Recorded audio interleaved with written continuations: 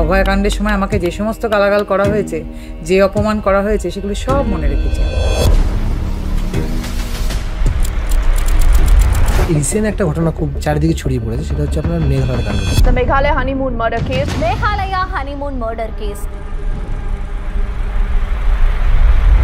এরকম ঘটনা এর আগে অনেক ঘটেছে। কিছুদিন আগে ব্লু ড্রাম হয়েছে, অনেক কিছু আছে এরকম। আর এরকম অনেক ঘটনা ঘটে যায় যার খবর আমরা রাখি না। এই যে সে মেয়েটির বাবা মা ভাই এখন বলছেন না আমরা কিছু জানতাম না, এটা আমি বিশ্বাস করছি। ইভেন সে নাকি তেজপুত্রীও করেছে, এরকম একটা কিছু খবর। কেন করলে তেজপুত্রী? যদি তোমরা কিছু নাই জানতে।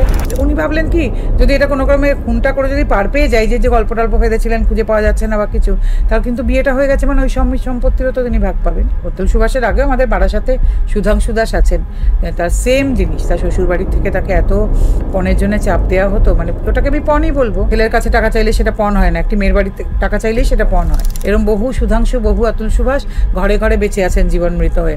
আমাদের অফিসে গিয়ে বসে থেকে দেখবেন কি অবস্থা। तुम मेरे मैसेजेस का जवाब क्यों नहीं दे रही हो? So actually I was not well. Job बचानी है ना, तो कुछ एक्स्ट्रा करना होगा। কর্পোরেটে যান, সেক্সুয়াল হ্যারাসমেন্ট। নিজের মেয়েও যদি থাকে তাই দিয়েও আপনি পক্সো খেতে পারেন। চূড়ান্ত ছেলে খেলা চলছে, সে কখনো সম্পত্তির জন্য, কখনো জমির জন্য, কখনো বাবাকে হ্যারাস করার জন্য, দাদুকে হ্যারাস করার জন্য, কাকাকে হ্যারাস করার জন্য, যাচ্ছে তাই রকম হয়ে যাবে। যারা সুবিধা নেওয়া তারা ওই আইনটাকে ব্যবহার করছে। যতই আপনি বলুন 498-এ অনেকেই তো অ্যাকুইটাল হন যে না নির্দোষ, কিন্তু যখন দ্বিতীয়বার সে বাড়িতে সম্বন্ধ আসবে, পাড়ার লোক কি বলবে? একটু বুঝে শুনে দেবেন। আরেকবার হয়েছিল 498-এ, হয়তো দেখবেন জাজকে টাকা খাইয়েছে, কাউন্সিলরকে টাকা দিয়েছে, পুলিশকে টাকা দিয়ে বেরিয়ে এসছে, বলা যায় না। দেখুন আমাদের বাড়িতে তো হয়নি, ওনাদের বাড়িতে কেন হলো?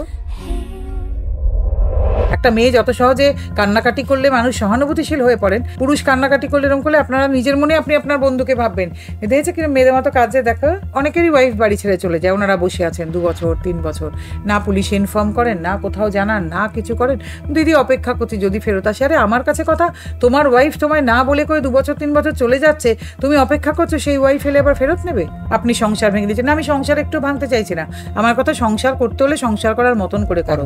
উভয়ের কিছু রেসপন্সিবিলিটি আছে, উভয়ের কমিটমেন্ট আছে সেই সংসারের প্রতি, সবাইকে সবটুকু পালন করতে হবে। আপনি ডিজিটাল মানছেন, কিন্তু এদিকে মেয়েরা কিন্তু কমপ্লেন করে ফেলছে ডিজিটাল রেপের।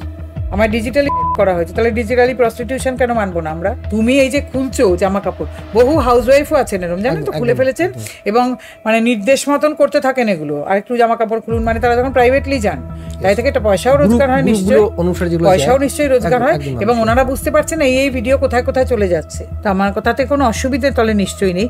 তাহলে ওনাদের কোনো খারাপ প্রস্তাব গেলে সে নিয়েও কিন্তু ওনাদের ন্যাকামি করার কোনো জায়গা নেই। আমার মনে হয় আমরা অনেক মানে নিজেদেরকে ডেভেলপ বা ম্যাচিওর কান্ট্রি বলে দাবি করছি, সেখানে আমাদের আইনে আমরা ভীষণ বালখিল্য হয়ে আছি। যেমনি ওনারা বলেন সব পুরুষ ধর্ষক, তেমনি এখন কিন্তু ক্রমশ হয়ে উঠছে মেয়ে মানেই খারাপ। কোনোটাই তো সত্যি নয়। বলিউড কালচার আর সেক্স, এই দুটো হচ্ছে এন্টারটেনমেন্টের একমাত্র উপায়। তো এবার তারা তো সেটাই দেখবে, এবং সেটা দেখে দেখে বহু মেয়েরও ধারণা হচ্ছে ওইটাই জীবন। আর মানুষের মধ্যে না এই সেলিব্রিটি হওয়ার আকাঙ্ক্ষাটা ভীষণ বেড়েছে, কিন্তু এনারা কেউ জানেন না যে সেলিব্রিটি তো আক্ষরিক অর্থে তিনি যার কাজটা সেলিব্রেশনের উপযুক্ত। এনাদের কার কাজটা কি আছে আপনি আমাকে বলতে পারেন? এটা কোনোদিন বলিনি কোনো পডকাস্টে, আজকে বলি। যারা এসব করেন আমার ছেলেরা কিন্তু তাদের নামগুলো সযত্নে লিখে রাখে। এদের কারোর বাড়িতে যদি কখনো আগুন লাগে, তারপরে যদি তারা আমাদের দরজায় আসেন, ফিরিয়ে তো দেবই না, নিশ্চয়ই সমস্যার সমাধান করব, কিন্তু নামগুলো আমাদের কাছে থাকে। মানে এখনও নাকি তাদের বিবাহের প্রতিশ্রুতি দিলে সহবাস করানো যায়। এটা মেয়েদের জন্য লজ্জার না? আজকে তো 13-14 বছর বয়স থেকে সমস্ত ছেলে এবং মেয়ে উভয় ফিজিক্যাল রিলেশনে অভ্যস্ত। অনেক ছেলেকে তো এরকম ম্যারেজের প্রমিস অনেক মেয়ে দিয়েছেন, দিয়ে তারা রিলেশনশিপে গেছেন, ফিজিক্যাল রিলেশনশিপেও, তারপরে তারা ছেড়ে চলে গেছেন। তারা অন্য ভালো ছেলে পেয়েছেন, কিছু হয়েছে না হয়েছে, ঝামেলা হয়েছে, ব্রেকআপ হয়ে গেছে, তাহলে ছেলেরা কেন করতে পারবেন না? মেয়েরা না প্রমাণ করলেন যে তারা অবজেক্ট, নিজেদের বলেন না অবজেক্ট, তারা তো সাবজেক্ট হতে চাইলেনই না, এর মধ্যে আটকে থাকলেন। অর্থাৎ আমাদেরকে ছাড়া আর কিছু করা যায় না, কারণ আমাদের মন নেই, মেধা নেই, মাথা নেই। আজকে আমরা এমন একটা বিষয়ে কথা বলতে চলেছি যে বিষয়ে কথা বলতে অনেকেরই গায়ে লাগে। বেসিক্যালি বিষয়টি হচ্ছে ছেলেদের নিরাপত্তা নিয়ে। দেখুন, মেয়েদের নিরাপত্তা নিয়ে অনেক আলোচনা হয়, অনেক আন্দোলন হয়, অনেক তর্ক বিতর্ক হয়, একদম সেটা ঠিক এবং সেটা করা উচিত। কিন্তু ছেলেরা, তাদেরও নিরাপত্তা দরকার। মেয়েরা যেমন কর্পোরেটে লাঞ্ছিত হয়, রাস্তাঘাটে লাঞ্ছিত হয়, অনেক সময় ফ্যামিলিতেও লাঞ্ছিত হয়, ঠিক সেইভাবে কিন্তু ছেলেরাও হয়। যেখানে সেই প্রতিবাদী ভাষাগুলো ছেলেদের ক্ষেত্রে পাওয়া যায় না যতটা মেয়েদের ক্ষেত্রে পাওয়া যায়। আগেও যেমন বললাম মেয়েদের ক্ষেত্রে প্রতিবাদীটা হওয়া একদম ঠিক এবং উচিত, কিন্তু সেই সাপেক্ষে আমরা যখন বলছি ছেলে ও মেয়ে দুজনই উভয় এবং ইকুয়াল, তো সেই ক্ষেত্রে ছেলেদের আলোচনা হবে না কেন? যদি আমরা একটু বিগত কয়েকদিন বা কয়েক মাস বা কয়েক বছরের ঘটনা দেখি, সেখানে অনেকগুলো ঘটনা হয়েছে যেখানে খুব নির্মমভাবে ছেলেদের অনেকগুলো ঘটনা আমাদের সামনে এসেছে। সেটি মিরাটের ব্লুড্রাম কেস হোক, অথবা অতুল সুব্রতের কেসটা হোক, অথবা রিসেন্ট ঘটে যাওয়া মেঘালয়ের কেসটা হোক। এই ঘটনাগুলো আমরা জানি বলে এই ব্যাপারে আলোড়িত হয়েছে, কিন্তু এর বাইরে অনেকগুলো ঘটনা আছে যে ঘটনাগুলো আমাদের মিডিয়ার মাধ্যমে সমাজের সামনে আসে না, যার ফলে ওই নিয়ে আলোচনাই হয় না। তাই আজকে এইরকমই একটা টপিক নিয়ে আলোচনা করার জন্য আমাদের সাথে আছেন MRA Nandini Bhattacharya, all Bengal mens ফোরামের লিডার। আজ অনেকগুলো টপিক নিয়ে আলোচনা হয়েছে। এক কথায় বলতে গেলে ছেলেদের প্রতিবাদী ভাষা হিসাবে একটা ছোট্ট আলোচনা, যা সমাজে খুব কমই হয়। এবং আপনি যদি এই আলোচনার সদস্য হতে চান বা এই আলোচনার অংশ হতে চান, তবে অবশ্যই পডকাস্টটি পুরো দেখুন। আশা করি আপনার ভীষণ ভালো লাগবে এবং অনেক অজানা তথ্য আপনারা জানতে পারবেন। আমি একটা পার্সোনাল কথা জিজ্ঞাসা করি, মানে আপনি মহিলা বা মেয়ে বিরোধী কেন এতটা? কি বলবো আপনাকে, আমি মেয়ে বিরোধী? না, আমার অফিসে সব আজকেও 2জন মহিলা এসেছিলেন ছেলেদের নিয়ে। মানে আপনার সব কে বলেছে আমি মেয়ে বিরোধী? আপনাকে আমি সবচেয়ে বড় ভুল তো আপনার আমার সম্বন্ধে এই কথাটাই। আর আমার যে পরিমাণ মহিলা ফ্যান আপনাদের কোনো ধারণাই তো নেই। কিন্তু সবথেকে আমি কি করে মেয়ে বিরোধী? বাজে কমেন্ট মেয়েরা করে। কে বলে করুক না, সে সব ছেলেরা করেন আমার প্রতি বাজে কমেন্ট। ছেলেদের জানেন কিরকম, ভাবতেই পারবেন না আপনি। আমি পুরুষ এবং তাদের পরিবারের জন্য কাজ করি, তাই সেই পুরুষদের আপনি যদি আজকে অভিযুক্ত হন, আপনার মা বোন তাহলে এফেক্টেড নন? তাদের সম্বন্ধেও তো মামলা হয়। কত স্ত্রী আসে জানেন আমার কাছে, হাজবেন্ডরা ফলস রেপ কেসে, ফলস পক্সোতে, ফলস কর্পোরেট সেক্সুয়াল হ্যারাসমেন্টে। তা আমি মেয়ে বিরোধী হলে আমার চলবে কি করে? আমার অফিসে একটা দিন হয় শুধু মহিলারাই এসছেন, তাহলে কত মহিলা আমায় ফোন করে জানেন তাদের প্রবলেম নিয়ে। আমি কিছু করতে পারি না বিশেষ তাদের জন্যে, কিন্তু তারা আমার কাছে বলতে চায় শুধু, দিদি আপনার সঙ্গে একটু কথা বলতে চাই, একটু সাজেশন নিতে চাই। এই ভুল আমার সম্বন্ধে একদম করবেন না। মেয়ে বিরোধী মানে এটা নয় মেয়েরা আমার সম্বন্ধে বাজে কথা বলে, তারাই বলেন যাদের গায়ে লাগে। একদম আমার যেরকম মানে ফ্যান মহিলা আছেন, চিন্তাও করতে পারবেন না আপনি কিরকম মহিলার আমার ভক্ত। মহিলাদের ভালোবাসা না পেলে আজকেও এখান অব্দি আসতেই পারতাম। একদমই তাই, কারণ তারাই বলেন যাদের গায়ে লাগে, তারা বলেন যারাই এরকম করেন জানবেন, তারা জানেন আমি সত্যি কথা বলছি, তারা সব সময় জানেন আমি একদম ঠিক কথা বলছি, আমি একটাও ভুল কথা বলছি না। তা হ্যাঁ, তাদের বাড়িতে যেদিন আগুনটা লাগে সেদিন অবশ্যই আমি ছাড়া তাদের গতি থাকবে, আমি বা অল বেঙ্গল মেন্স ছাড়া ফোরাম ছাড়া গতি হবে না। আচ্ছা, এরকম বহু মহিলাও হয়েছেন কিন্তু যারা নিজেরা আমার কাছে এসে স্বীকার করেছেন একসময় আপনাকে গালাগাল দিয়েছি, তারপরে যখন নিজেরাই বিপদে পড়লাম আজকে দেখছি এরকম ব্যাপার। আমি মেয়ে বিরোধী কিচ্ছু নই। বহু পুরুষ মানুষ আমাকে নিয়ে ভিডিও বানান আমার কথা নিয়ে আজে বাজে, বহু পুরুষ আছেন, বহু পুরুষ আমায় গালাগাল দেন, সহ্য করতে পারি না, কারণ তাদের মেয়ে মহলে টিআরপিটা বাড়াবার জন্যে। দেখো আমি ভদ্রমহিলাকে দেখতে পারি না, কি গালাগাল দিই, তাহলে আমি খুব ভালো পুরুষ। বহু পুরুষ আছে রিলসের ভিউ বাড়ানোর জন্য। হ্যাঁ, রিলসের ভিউ কেন, এমনিও কমেন্ট টমেন্ট ভালো পড়বে। মহিলারা আবার যারা আমায় পছন্দ করেন না তারা হয়তো আবার ওনার সঙ্গে কথা বলবেন। আপনার একটা বড় পার্ট রয়েছে যেটা বিরোধী আর আপনার সঙ্গে ওই কিছু আসে যায় না। দেখুন, একটা কাজ করতে গেলে যদি বিরোধী না থাকে তাহলে লাভ কি? একদমই তাই। বিরোধী কথাই যদি না হলে আমি কাজ করব কেন? তবেই তো আমি জানতে পারবো আমার কি ভুল ত্রুটিও হচ্ছে। আমি অনেক সময় ওনাদের থেকেও শিখি, এটা আমার করা উচিত হয়নি বা এটা আমার বলা উচিত হয়নি। ওনারাই তো আমার সবচাইতে বড় পথপ্রদর্শক। যারা আমায় ভালোবাসেন তারা তো সারাদিন বলবে দিদি আপনি কি ভালো, কি দারুণ কথা বলেন, আপনার কথা। আমার এটা নিয়ে কোনো লাভ নেই, কোনো লাভ নেই। যারা এটার মধ্যে ডুবে গেছেন তাদের সর্বনাশ হয়ে গেছে। ইয়েস বস যারা চান, আমি চাই না একদম। আমার ছেলেদেরকেও আমি বলি, ভুল দেখলেই বলবি, আপনি চান আমরা বিরোধিতা করি, একদম আমার সমালোচনা হোক। আমি চাই তো সমালোচনা হলেই বোঝা যায় আমার ভুল ত্রুটিটা কোথায়। আমি সত্যি সত্যি অনেকের কথা শুনে ভেবেছি সত্যি উনি এটা ঠিক বলছেন, আমার এই কথাটা না বললেও আমি পারতাম, এভাবে না বললেও পারতাম, অন্যভাবেও এটা বলা যেত। সমালোচনা থাকতেই হবে কাজের, সমালোচনা না থাকলে কি করে হবে? মানে সমালোচনা না থাকলে বেসিক্যালি ভেজিটেবল হওয়া। আপনার কার সমালোচনা থাকে না বলুন তো? একজন যে মরে গেছে তার মতো আর ভালো কেউ হয় না, ভীষণ ভালো। আমি তার মরে যাওয়ার পরে দেখবেন মানুষের তো মানে হয় সরলে নয় মরলে, এই দু সময় মানুষের দেখবেন খুব ইয়ে হয়। তো মরে গেলে হয় দেখবেন কি ভালো লোক ছিল, কি ভালো, অথচ তার দুদিন আগে কিন্তু আপনি তাকে গালাগাল দিয়ে রাখেননি, একদমই তাই। মরলে। আমি তো সেই স্টেজে এখনো পৌঁছইনি, মারা গেলে কি হবে জানি না, কিন্তু আর একদম ভেজিটেবল মানে ও এজ শেষ হয়ে গেছে, একে আর শুধু শুধু সব গালাগাল দিস না, সমালোচনা করিস না, এ কোনো লাভ নেই, এই স্টেজেও হয়। তো আমি তো সেই স্টেজগুলো চাই না, মোহে তো নিশ্চয়ই যাবো, আজ নয় কাল। সমালোচনাটা থাকুক আর নিশ্চয়ই থাকুক, আলোচনাটা থাকুক, দুটোই নিশ্চয়ই। থাকুক। ম্যাম এরকম অনেক আছেন, আমি তাদের কিছুর মধ্যে কোথাও নেই। অনেক মহিলা আছেন, অনেক পুরুষও আছেন, আমি তাদের দূর দূর জায়গা নিয়ে, আমাকে ছেলেরা স্ক্রিনশট পাঠায়, দিদি দেখো তোমার নামে কি বলছে। আমি তো ভীষণ খুশি হই। আমার ইম্পর্টেন্সটা আপনারা বুঝতে পারছেন? যাদের ফেসবুকের মধ্যে আমি নেই, কোনো সেই গ্রুপের মধ্যে আমি নেই, তাদের কাউকে আমি চিনি না, তারা আমায় নিয়ে আলোচনা না, করছে। তাদের আলোচনা কেন্দ্র তাহলে আলোচনার বিষয়বস্তু আমি, তাহলে বুঝতে পারছেন আমি কত ইম্পর্টেন্ট। তারা আবার অনেকে লিখছেন, আমার কথা শুনলেই নাকি আমার ঠাস ঠাস করে চড় মারতে ইচ্ছে করে। আমি তখন ভাবি আমি মানে যদি কোনো সুপার পাওয়ার থাকে, আমি মনে মনে ভাই সেই নামগুলো কিন্তু আমি মনে করে রাখি, জানেন, আমার ছেলেদের কাছে সেই নামগুলো নোট করা থাকে। আমরা ভাবি যে একদিন না ওনাদের আমাদের কাছে আসতে হয়। আপনি রিসেন্ট বললেন যে হ্যাঁ এরকম ঘটনা ঘটেছে, তখন কি রকম ভাবে ট্রিট করেন? মানে একদমই নর্মাল। আমি কেন আমি কি বোকা নাকি যে তিনি এটা বিপদে পড়ে এসেছেন আমি তখন সেই কথা মনে করাবো? নিজেরাই এসে বলেন, দিদি সত্যি আপনাকে খুব গালাগাল করেছিলাম জানেন তো এক সময়, আমি এখন আপনার মানে এখন বুঝেছি আপনি ঠিক বলেন। আমার তো কাজ না তাকে এগুলো বোঝানো যে আপনি বলেছিলেন কাজে আপনারটা আমি করবো না, এটা কথা কোনো? এত ইমেচিওর? উনি ইমেচিওর বলে কি আমি ইমেচিওর? কিন্তু মনে রাখি আমরা নামগুলো কিন্তু আমাদের কাছে নোট করা থাকে, সেটা থেকে যায়। আমার খুব অবাক লাগে ভেবে যাদের কিছু কিছুর মধ্যে আমি নেই, তারা আমায় নিয়ে আলোচনা করেন, বাসে, ট্রামে, ট্রেনে, আলোচনা ভালো লাগে। আপনার এরকম ছোট ছোট অনেক রিল ভাইরাল হয়েছে যেগুলো নিয়ে মানুষ প্রচুর সমালোচনা করেছেন, আলোচনাও করেছেন, আলোচনাও করেছেন। ভালোও বেসেছেন। একদম, একদম, তাহলে একদম। সেটা কেন মনে রাখবো না? একদম। আমি কেন শুধু সমালোচনাটা মনে রাখবো? আমি ওটাও মনে রাখি, আর সমালোচনাটাও ভুলি না। কারণ এক হচ্ছে বারবার বলছি যে ওনাদের থেকে আমি শিখেছি, এটা আমার না বললেও চলতো, অন্য ভাই বললেও চলতো। আর দ্বিতীয় কথা, মনে তো রেখেইছি যে অভয়াকাণ্ডের সময় আমাকে যে সমস্ত গালাগাল করা হয়েছে, যে অপমান করা হয়েছে, সেগুলো সব মনে রেখেছি আমরা। আমি সব নামও নোট করে রেখেছি। যদি সময় আসে, যদি সেরকম চাকা ঘুরে, কে বলতে পারে তাদেরকেই আমাদের কাছে আসতে হবে না? এই রিসেন্ট একটা ঘটনা খুব মানে চারিদিকে ছড়িয়ে পড়েছে, সেটা হচ্ছে আপনার মেঘালয়ের কাণ্ডটা। না, এরকম ঘটনা এর আগে অনেক ঘটেছে। কিছুদিন আগে ব্লু ড্রাম হয়েছে, ব্লু ড্রাম হয়েছে, অনেক কিছু আছে এরকম। আর এরকম অনেক ঘটনা ঘটে যায় যার খবর আমরা আমরা রাখি জানি না। না। ঠিকই তাই। আর বাড়িতে বাড়িতে জীবন মৃত হয়ে যে পুরুষ মানুষগুলো বেঁচে আছেন তাদের কথা বলি। কিন্তু এখানে আমি তার আগে একটা কথা বলবো, যে এই যে সে মেয়েটির বাবা মা ভাই এখন বলছেন না আমরা কিছু জানতাম না, এটা আমি বিশ্বাস করছি না। ইভেন সে নাকি তেজ্যপুত্রীও করেছে, এরকম একটা কিছু খবর তাহলে কেন আছে। করলে তেজপুত্রী, যদি তোমরা কিছু নাই জানতে? কারণ ওই সব অঞ্চলে না এখনো এই সমস্ত খুব জিনিস আছে, জানেন তো, যে এই যে ছেলেটি তো ওদের সেই বিল্ডিংয়ে কাজ করতো না, কি কত 20,000 টাকা শুনেছি মাইনে পেতো। তো তার সঙ্গে, আর এরা তো বেশ বড় ব্যবসাদার মনে হয়, কিছুতেই তার সঙ্গে মেয়ের বিয়ে দেওয়া যায় নাকি? আর হয়তো ছেলেটি দেখা যাবে ওদের কাছে কাজটাও একটু হয়তো নিচে টিচে কিছু হবে। বলছে জানতাম না কিছু, এটা আমি বিশ্বাস করলাম না।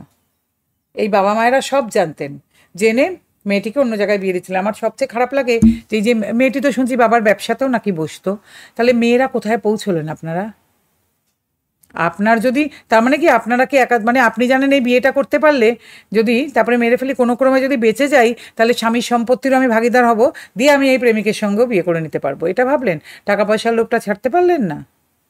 তাহলে আপনি যদি এতই ভালোবাসেন ছেলেটিকে, চলে যেতেন ছেলেটির সঙ্গে, 20,000 টাকা মাইনেতেই অ্যাডজাস্ট করতেন। বহু করেছেন তো এর আগে, বরং আগেকার মেয়েরা অনেক প্রগ্রেসিভ ছিলেন, এরকম বহু মেয়ে করেছেন। বহু পয়সাওয়ালা বাড়ির মেয়ে এক কাপড়ে বেরিয়ে গিয়ে সারা জীবন খুশি থেকেছেন। আপনি পারলেন না কিন্তু, বা আপনারা পারছেন না কিন্তু। এখনকার মেয়েরা পারে না কেন? না আপনারা না উনি ভাবলেন কি, যদি এটা কোনো ক্রমে খুনটা করে যদি পার পেয়ে যায়, যে যে গল্প টল্প ফেলেছিলেন খুঁজে পাওয়া যাচ্ছে না বা কিছু, তাহলে কিন্তু বিয়েটা হয়ে গেছে, মানে ওই সম্পত্তিরও তো তিনি ভাগ পাবেন। এই সম্পত্তি পাওয়ার যে বিষয়গুলো, রিসেন্টও কেউ একটা কেস এসেছিল যেখানে একজন পুরো ভিডিও একটা ভিডিওতে বলে গেছেন যে তার উপর কি কি অত্যাচার হয়েছিল। তো অতুল সুভাষ, হ্যাঁ, তারপর থেকে আরো অনেকগুলো এরকম ঘটেছে। মানে ওনাদের তখন একটা মেন্টালিটি তৈরি হয়ে যায়, আমি তো কিছুতেই আর বেরোতে পারছি না এর থেকে, আমাকে তো শেষ করে দিলে, তাহলে আমি শেষ হওয়ার আগে এগুলো বলে যাব। তারপরে পুনিত খুরানা, মানব শর্মা, অনেকে তার আগেও এসেছেন, মানে অতুল সুভাষের আগেও আমাদের সাথে সুধাংশু দাস আছেন, তার সেম জিনিস। তার শ্বশুরবাড়ির থেকে তাকে এত পণের জন্য চাপ দেওয়া হতো, মানে ওটাকে আমি পণই বলবো। শ্বশুরবাড়ি থেকে তখন তার কাছ থেকে যখন টাকা চাইতো, ও ছেলের কাছে টাকা চাইলে সেটা পণ হয় না, একটি মেয়ের বাড়িতে টাকা চাইলেই সেটা পণ হয়। তো সুধাংশু দাসও তো মায়ের একটিমাত্র ছেলে, তার 3 মাস আগে তার বাবা মারা গেছেন, কিন্তু সুধাংশু তো ওরকম ভিডিও করে রেখে যায়নি আর লেখাও লেখেনি, তাই সুধাংশুর কথা কেউ জানলো না। এরকম বহু সুধাংশু, বহু অতুল সুভাষ ঘরে ঘরে বেঁচে আছেন জীবন মৃত হয়ে। আমাদের অফিসে গিয়ে বসে থেকে দেখবেন কি অবস্থা।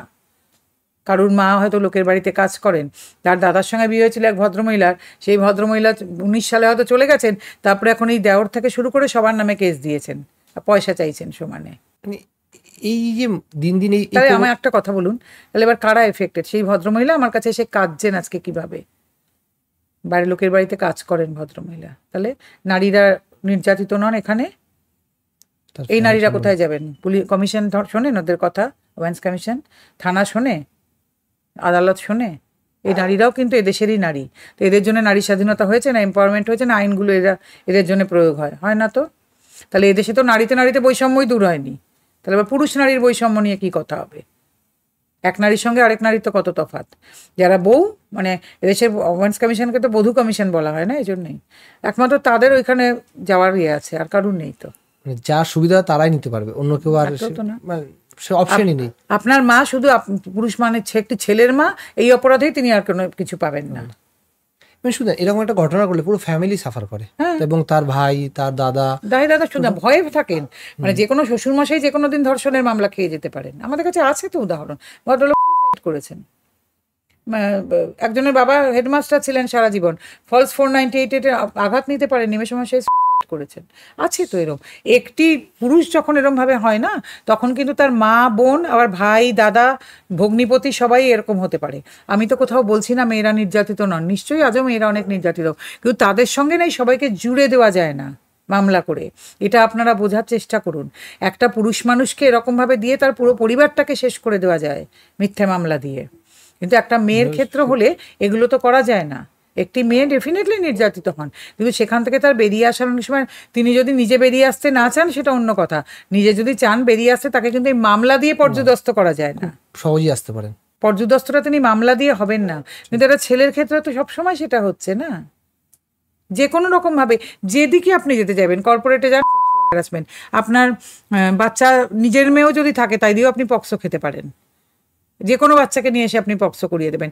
বড় বড় গানের শিল্পীরা ছাত্রী দিয়ে পক্সো খাচ্ছেন, নাচের শিল্পীরা তাই খাচ্ছেন, যে যেখানে পারেন পক্সো দিয়ে দিচ্ছে। এই পক্সো আইনটা এর সত্যি কি বেনিফিট পাওয়া যায় নাকি? না, আমি এখন আপনাকে বলছি, যেই বাচ্চা মেয়েরা, এবং এটা তো ছেলেদের জন্য সমান প্রযোজ্য, তা তাদের জন্য কি কোথাও কোনোদিন কোনো রিপোর্ট হয়েছে? বহু বাচ্চা ছেলেও তো নির্যাতিত, এবং পুরুষদের হাতেও নির্যাতিত, নারীদের হাতেও নির্যাতিত। তো হয় রিপোর্ট মেয়েদেরই হয় না, তো ছেলেদের কি হবে? আর যেই বাচ্চা মেয়েরা সত্যি সত্যি নির্যাতিত হন, তাদের রিপোর্ট হয়, অধিকাংশের বাবা মারাও চেপে যায়। কিন্তু এই পক্সোটাকে নিয়ে একেবারে চূড়ান্ত ছেলে খেলা চলছে। সে কখনো সম্পত্তির জন্য, কখনো জমির জন্য, কখনো বাবাকে হ্যারাস করার জন্য, দাদুকে হ্যারাস করার জন্য, কাকাকে হ্যারাস করার জন্য, যাচ্ছে তাই রকম ভাবে ব্যবহার। যারা সুবিধা নেওয়া তারা ওই আইনটাকে ব্যবহার করছে এবং থ্রেট করছেন, দিয়ে দেবো পক্সো। আর পক্সো একটা এমন না, আপনাকে কিছু বলার সুযোগ দেবে না, সোজা তুলে নিয়ে যাবে। এর এগেনস্টে কোনো রকমের স্টেপ বা কিছু? না, স্টেপ তো আপনি তারপরে করবেন। আপনার হবে তো নন বেলেবল অফেন্স, আপনি যাবেন ভেতরে, তারপরে যদি আপনার সেই কন্ট্যাক্ট থাকে, প্রতিপত্তি থাকে, টাকা পয়সা থাকে, উকিল ভালো হয়, আপনি তখন বেরোবেন। কিন্তু একটা কথা জানবেন, আপনার যে সোশ্যাল স্ট্যাটাসটা নষ্ট হলো না, সেটা কিন্তু কিছুতেই ফেরত আসবে না। আপনি যদি একটা পক্সো আপনার এগেনস্টে হয়, আপনি দেখবেন আপনার বন্ধুর ওয়াইফই আপনার বন্ধুকে বলছে, ওকে আসতে না করে দিও বাবা, তোমার মেয়ে আছে বাড়িতে, ওই তোমার সম্বন্ধে তো এরকম হয়নি, ওর সম্বন্ধে কেন হলো? তাহলে নিশ্চয়ই একটা কোথাও গন্ডগোল আছে। আপনি এই সোশ্যাল স্টিগমাটাকে না কিছুতেই অস্বীকার করতে পারবেন না, এইখান থেকে আপনি বেরোতে পারবেন না। যতই আপনি বলুন 498-এ অনেকেই তো অ্যাকুইটাল হন যে না নির্দোষ, কিন্তু যখন দ্বিতীয়বার সে বাড়িতে সম্বন্ধ আসবে, পাড়ার লোক কি বলবে? একটু বুঝে শুনে দেবেন। আরেকবার হয়েছিল 498-এ, হয়তো দেখবেন জাজকে টাকা খাইয়েছে, কাউন্সিলরকে টাকা দিয়েছে, পুলিশকে টাকা দিয়ে বেরিয়ে এসছে, বলা যায় না। দেখুন আমাদের বাড়িতে তো হয়নি, ওনাদের বাড়িতে কেন হলো? একটা ছেলের বাড়ি এবং ছেলের পক্ষে কিন্তু ভয়ঙ্কর হয়ে যাচ্ছে ব্যাপারগুলো। আর মেয়ের বাড়িতে কি হয় বলুন? একটি মেয়ে ফলস 498-এ করলেও যদি বেরিয়ে আসে, বলবেন না দিদি যা অত্যাচার করতো, খেতে দিত না, কোনো রকমে মেয়ে নিয়ে পালিয়ে এসছি। আর যেই ছেলের বাড়িতে আবার তখন বিয়ে হচ্ছে, তখন সেই ছেলেরা হয়ে যান মহান। তারা ভাবছেন কি বলুন তো, একটা মেয়েকে ভীষণ ভালো, আমি তাহলে জীবন দেবো, আগের বার তো পাইনি। তারা কোনো রকম খোঁজ খবরই করেন না। পরে আমাদের কাছে এসে বলেন, দিদি তখন খোঁজ খবর করিনি, এখন তো জানতে পারছি আগের হাজব্যান্ডের থেকেও টাকা নিয়ে এরকম করেছে, বা ফলস 498-এ ছিল। বলুন আপনি কাকে দোষ দেবেন?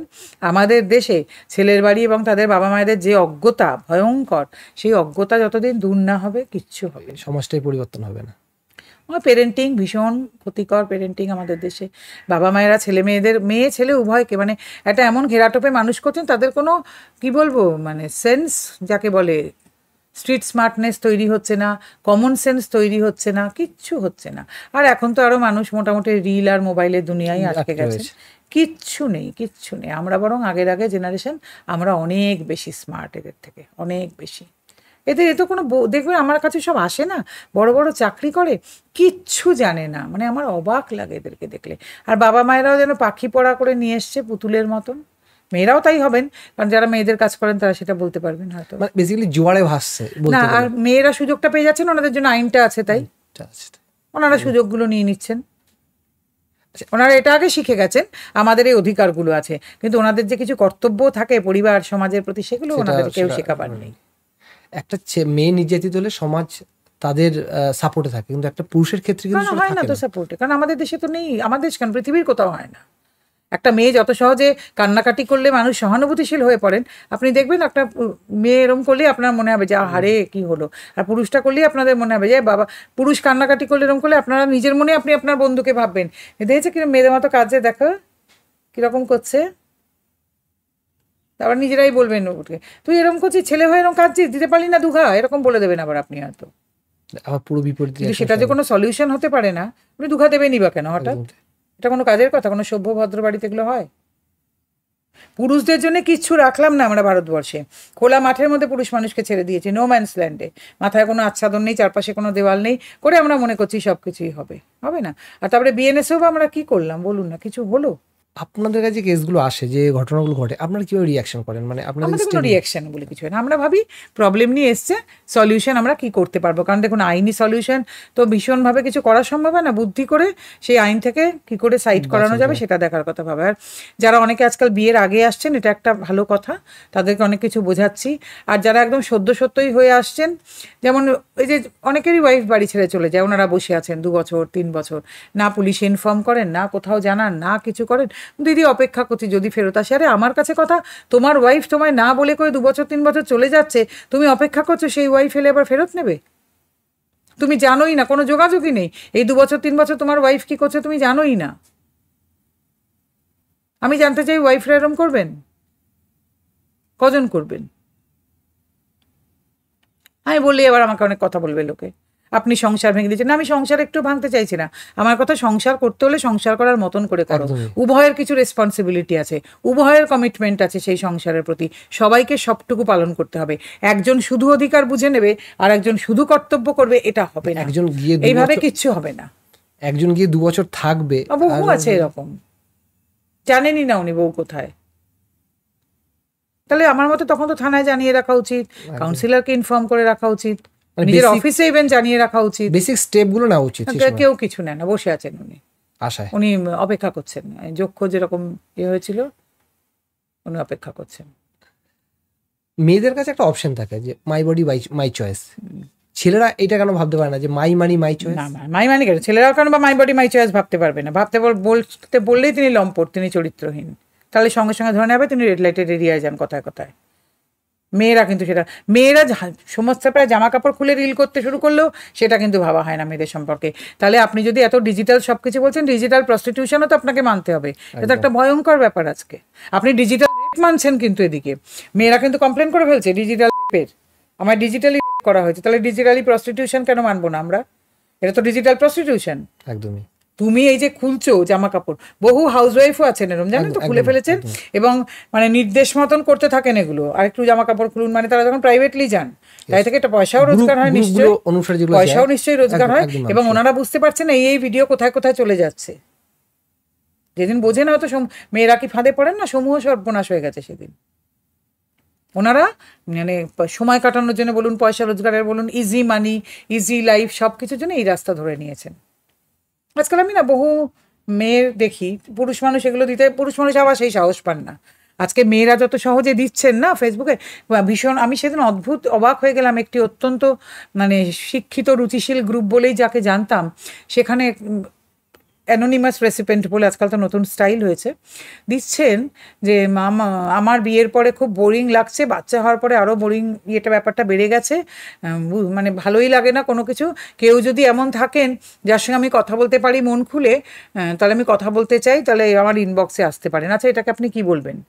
আমি জানি না উনি পুরুষ না নারী, বাচ্চা হওয়ার পরে যখন বলছেন তখন সেটা নারীই হবেন, আমার মনে হয় না এটা পুরুষ বলবেন, হয়তো হতেও পারেন আমি জানি না, কিন্তু তিনি ওপেনলি এরকম কথাবার্তা এবং অত্যন্ত শিক্ষিত এবং রুচিশীল একটি গ্রুপের মধ্যে বলছেন, এবং অনেকে তখন আরও উত্তর দিচ্ছেন, অনেক মহিলাও, যে হ্যাঁ আমারও ঠিক এরকম হয়। মানে আমি যেটা জেনারেলি দেখতে পাচ্ছি, পুরুষ মানুষ হয়তো স্বীকার করতে পারেন না, আর পুরুষ মানুষ যদি একটা এরকম কথা বলেন তাহলে তো সমাজ রেড়ে করে পড়বে, লম্পট চরিত্রহীন, কারোর প্রতি কিছুতে তার মন নেই।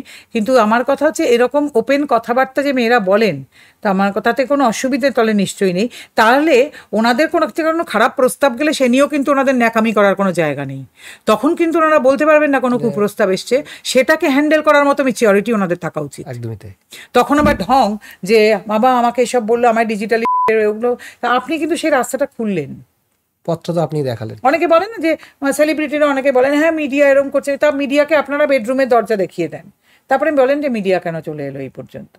আপনারা তো সবকিছুতে মিডিয়ার হাইলাইট চান, তারপরে বলবো কি মিডিয়া এটা করলো, পথটা তো তুমি এখানেও তো তাই, আপনি তো দরজা খুলেন, আপনি একটা ওপেন গ্রুপের মধ্যে এরকম দিচ্ছেন, তাহলে ইনবক্সে গিয়ে আপনাকে না জানি কে কি বলছে, তখন যখন দেখবেন বিপদে পড়ে গেছেন তখন আপনি এসব বলবেন, তার নামে হয়তো আবার কুৎসা করতে চলে এলেন এই গ্রুপের মধ্যে। কিন্তু আরে সেই রাস্তাটা তো আপনি দেখিয়েছেন। ডিজিটাল এই যে ধর্ষণ বা আদার্স বলছেন, ঠিক এরকম রিসেন্ট যে ঘটনাটা হচ্ছে শ্বেতা খানকে নিয়ে, যে না ডিজিটাল, শ্বেতা খানটা ঠিক ডিজিটাল নয়, শ্বেতা খান একটা ব্যবসার মধ্যে ছিলেন সম্পূর্ণ, এবং এরকম ব্যবসার মধ্যে যে শ্বেতা খান রয়েছেন তাদের যে মেয়েটির সম্বন্ধে এরকম হয়েছে, আমার কাছে কথা যে এর আগেও ব্লু ফিল্ম বানানো নিউ টাউনেই অনেক ঘটনা ঘটে গেছে, তা আমার কাছে কথা এই মেয়েরা কি কিছু বুঝতে পারতেন না এই যে এখানে যাচ্ছেন? আমার খুব জানতে ইচ্ছে করে, সব বাচ্চা, সব নেকুপু সুমনু, এত কিচ্ছু জানতেন না, সবটা তো ডিজিটাল দিয়েই শুরু, কিচ্ছু জানতেন না আমরা কি করছি, তারপরে কোথাও গিয়ে হয়তো একটা সেটা মারাত্মক বাড়াবাড়ির পর্যায়ে গেছে, তখন এরকম হয়েছে। এই যে ভয়ঙ্কর ফাঁদ, যে রিল, শরীর দেখানো, মানে সহজে নাম কিনবো, পয়সা রোজগার করব, হয়তো কাউকে মডেল, হয়তো কাউকে নায়িকা করে, এই যে করে যে ফাঁদ তৈরি হয়েছে, সেই ফাঁদে ওনারা গিয়ে পা দেন। কেউ পণ্য টন্য বললে মানবো না, আজকাল সেই যুগটা আর নেই যে মেয়েদেরকে কাউকে জবরদস্তি করে এগুলো খুব একটা করানো হয় না, একদম পণ্য টন্য হয় নাকি। ফিল্মের নায়িকারা সে যে কোনো জায়গার বলুন, বলিউড বলুন টলিউড, যে পোশাকে নাচ করেন তার পয়সা নেন না তার বদলে, তাহলে আবার কিসের পণ্য? যে পোশাকে ওনারা সমস্ত পার্টিতে উপস্থিত হন গিয়ে, বলিউড টলিউড সবাই, তাহলে কিসের পণ্য বলছেন ওনারা? ওনারা আবার সম্মান আশা করেন কারোর কাছে, তারপরে করেন ওনারা সম্মান আশা। সম্মানটা কিন্তু অর্জন করতে হয়, জানেন তো, কেউ এমনি এমনি দেয় না। ওনারা তারপরেও বলে বেড়াচ্ছেন সারাদিন পণ্য, আরে কিসের পণ্য? এক ভদ্রমহিলা তো এই কারণে ছেড়েই দিলেন এবার বিউটি পেজেন্ট, মিস ওয়ার্ল্ডের না মিস ইউনিভার্সের, ছাড়লেন না ইউকের এক ভদ্রমহিলা। তাহলে তা আপনারা তো ওগুলো, আর সারাক্ষণ তো দেখছি Mrs India, miss India, Mrs Asia, miss Asia, তা সেগুলো তো আপনারা যান, আপনারা তো চান সেগুলো করতে, তারপর কিসের পণ্যর কথা বলছেন আপনারা?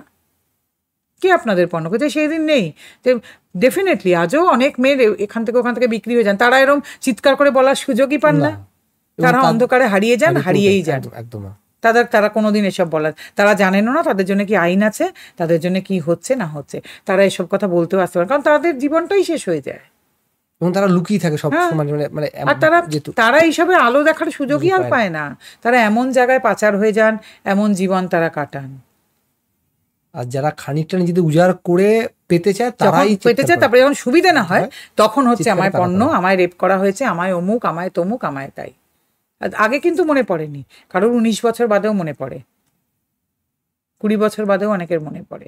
এই যে এগুলো বলি বলে আমি খারাপ, অনেকের গায়ে লাগে তখন কথাগুলো গিয়ে, কিন্তু কেউ কি আমার কথাগুলো অস্বীকার করতে পারবেন?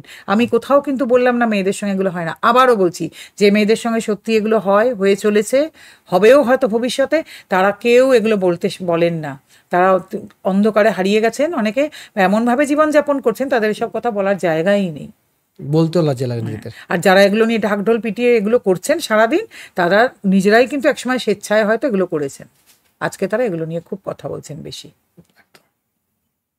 এই যে ইভেন্ট ম্যানেজমেন্ট, কালকে একটা পোস্ট দেখছিলাম ইভেন্ট ম্যানেজমেন্টের নামে কি হয়, এক ভদ্রমহিলাই দিয়েছেন, তাহলে আপনি আমায় বলতে চান সে মেয়েগুলো জানে না তারা কি করছে, তার বিনিময়ে তো তারা টাকা নিচ্ছে, তাহলে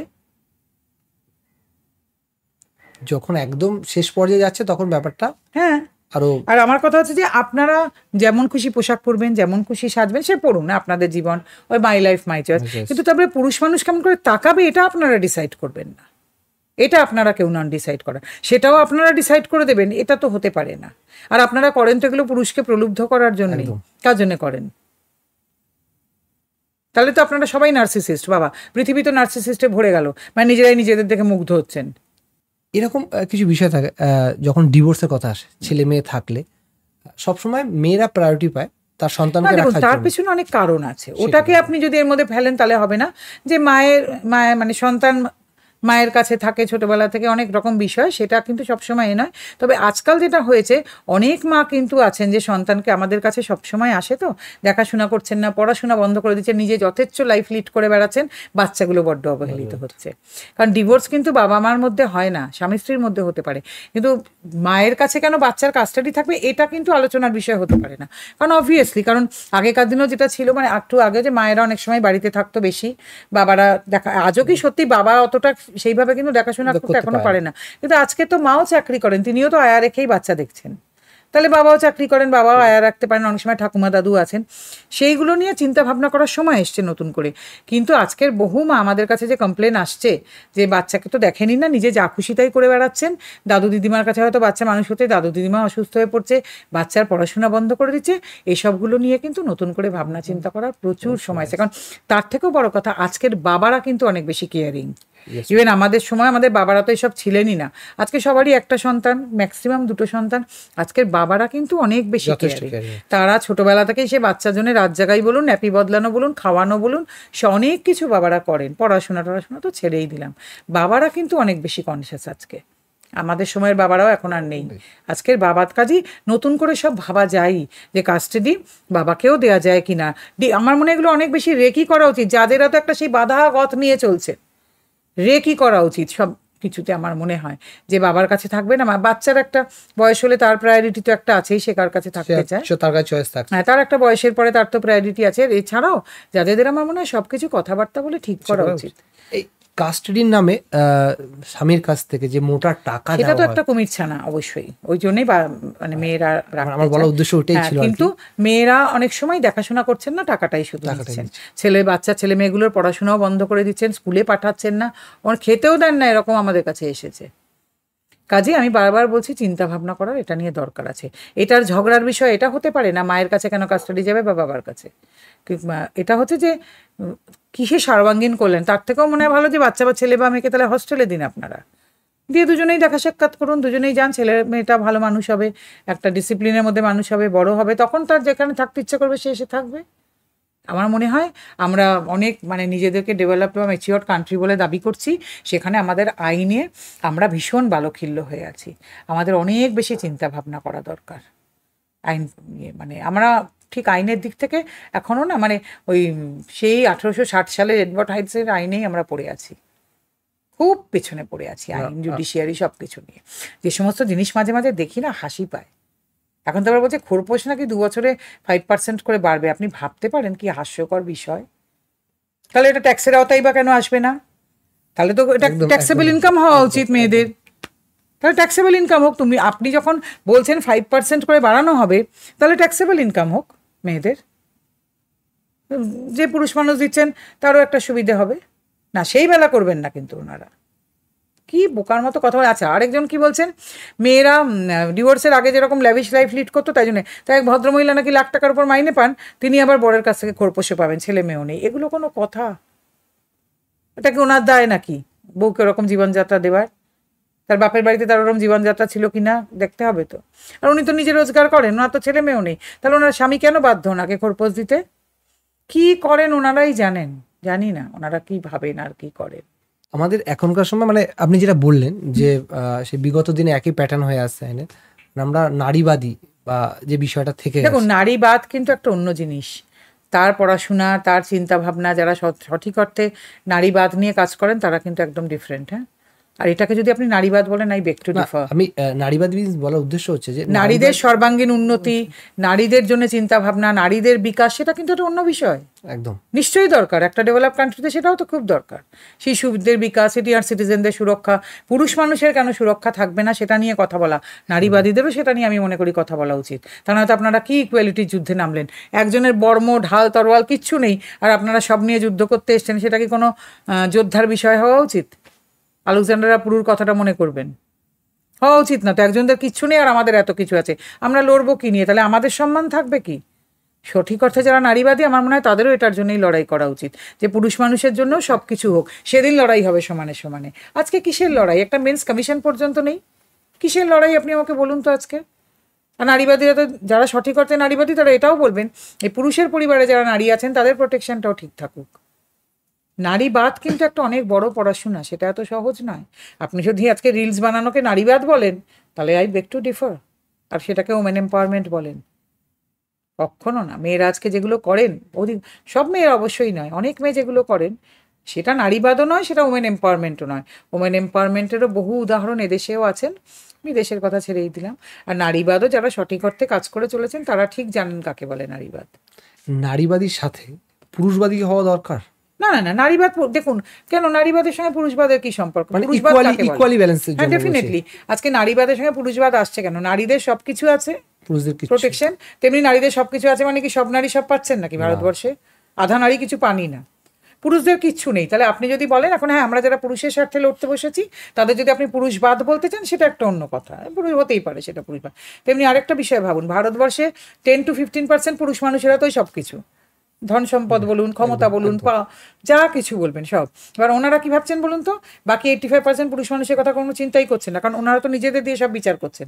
ওনারা ভাবছেন আমাদের কিছু হলে তো আমরা এর মধ্যে দিয়ে বেরিয়েই যাবো, তাহলে আবার কী হবে, তাহলে পুরুষের কিছু দরকার নেই। কিন্তু ওনারা তো সেই বাকি 90% বা 85% পুরুষ মানুষকে তাকিয়েই দেখছেন না, যাদের কাছে কিচ্ছু নেই, যারা একদম খোলা মাঠের মধ্যে ঘুরে বেড়াচ্ছেন, তাই না? মানে ওনারাও নিজেদের দিয়ে বিচার করছেন যে আমাদের তো কিছু দরকার নেই আচ্ছাদন, আমাদের তো সব আছে। তেমনি ভারতবর্ষের 35 থেকে 40% নারী আজকে যে জিনিসটা আরম্ভ করেছেন তার ফলে 60% নারীর অতিষ্ঠ হয়ে যাচ্ছে জীবন। তাদের কথা কেউ বিশ্বাস করছেন না, তারা যে সত্যিকারের সংসার করতে চান, ভালোভাবে থাকতে চান, তাদের যে একটা মান সম্ভ্রম সব কিছু আছে, কেউ মানতে চাইছেন না। সব মেয়েরা খারাপ, যেমনি ওনারা বলেন সব পুরুষ ধর্ষক, তেমনি এখন কিন্তু ক্রমশ হয়ে উঠছে মেয়ে মানেই খারাপ। কোনোটাই তো সত্যি নয় না।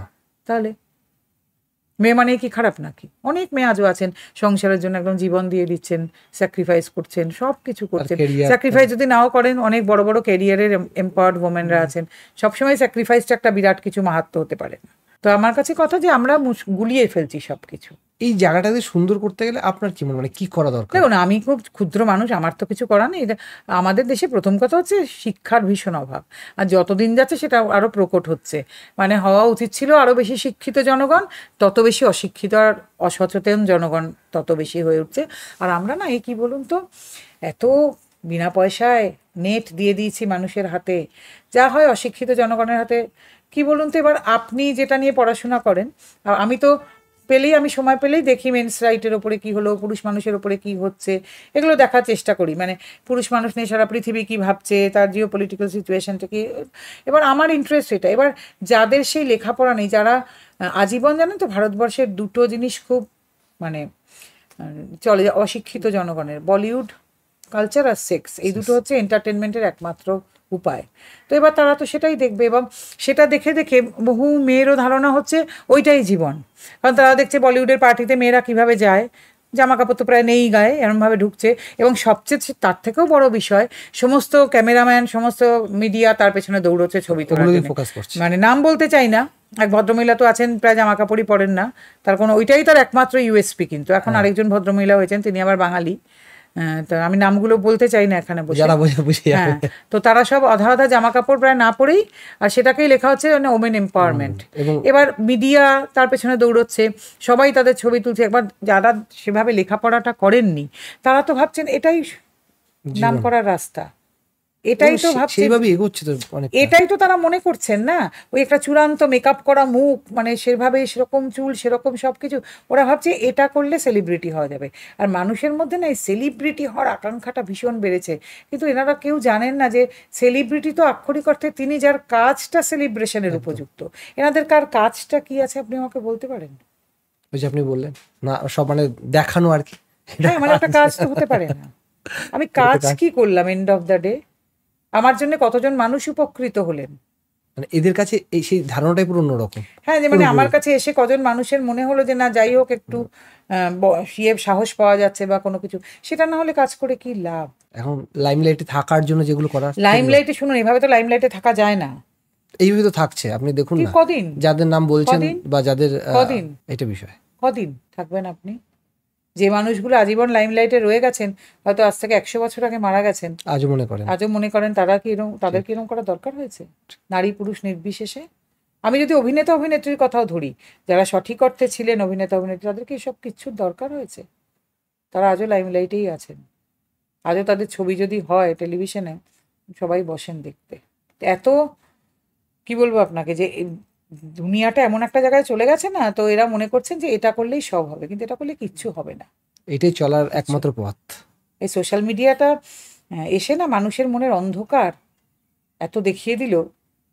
এই সোশ্যাল মিডিয়া বললাম, আর একটা কথা মনে পড়লো, এই টিভি সিরিয়াল, যেখানে টিভি সিরিয়াল চিরকালই ছিল, আগেও ছিল, এখনো আছে টিভি সিরিয়াল। পরিবর্তন নিশ্চয়ই হয়েছে, পরিবর্তন অনেকটা হয়েছে। যে এক বাড়িতে 3 জন বউ, এক পরপর বিয়ে হচ্ছে। আমার কথা হচ্ছে এবার আমি কোনটা নেব? সিরিয়াল দেখে আপনি কারা প্রভাবিত হবে বলুন তো? ওই যে যাদের শিক্ষা দীক্ষাটা সেরকমই, যাদের সচেতনতাটা সেরকমই, তারাই তো প্রভাবিত হবে। আমি আপনি কি প্রভাবিত হব? তাহলে ওইটাই আমার কথা, যে আমাদের যেটা দরকার সেটা শিক্ষা আর সচেতনতা, এটা আমাদের বিন্দু মাত্র নেই। আমাদের আর এত মানে 130-140 কোটির দেশে সেইভাবে শিক্ষা আনা, সচেতনতা আনা is a very very difficult task. আমরা কথায় কথায় বিদেশের সঙ্গে তুলনা করি, সেই সমস্ত দেশে মানে যা জায়গা তার তুলনায় জনসংখ্যা তো হাতে গোনা যায়, সেখানে যত সহজ সব কিছু করা আমাদের মতো দেশে কি সম্ভব? আর তা না তো অন্য কি কয়েকটি দেশের মতন ওরকম হতে হবে, একদম শক্ত স্ট্রিক্ট। সেটা তো আমাদের দেশে সিভিক সেন্স কার আছে বলুন তো? আমাদের দেশে কোনো সিভিক সেন্স আছে কারুর? রাস্তাঘাটে কিভাবে চলা উচিত, কি করা উচিত না কোনো আছে?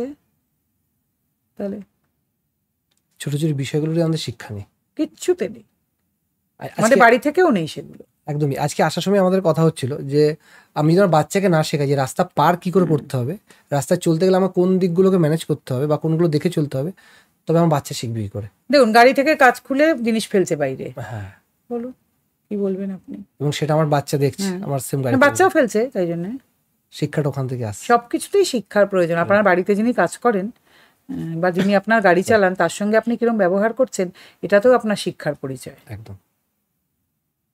মানে আমাদের এই সময় বা এই সিচুয়েশনগুলো যদি ওভারকাম করতে হয়, শিক্ষা একমাত্র পথ। শিক্ষা সচেতনতা কিচ্ছু নেই।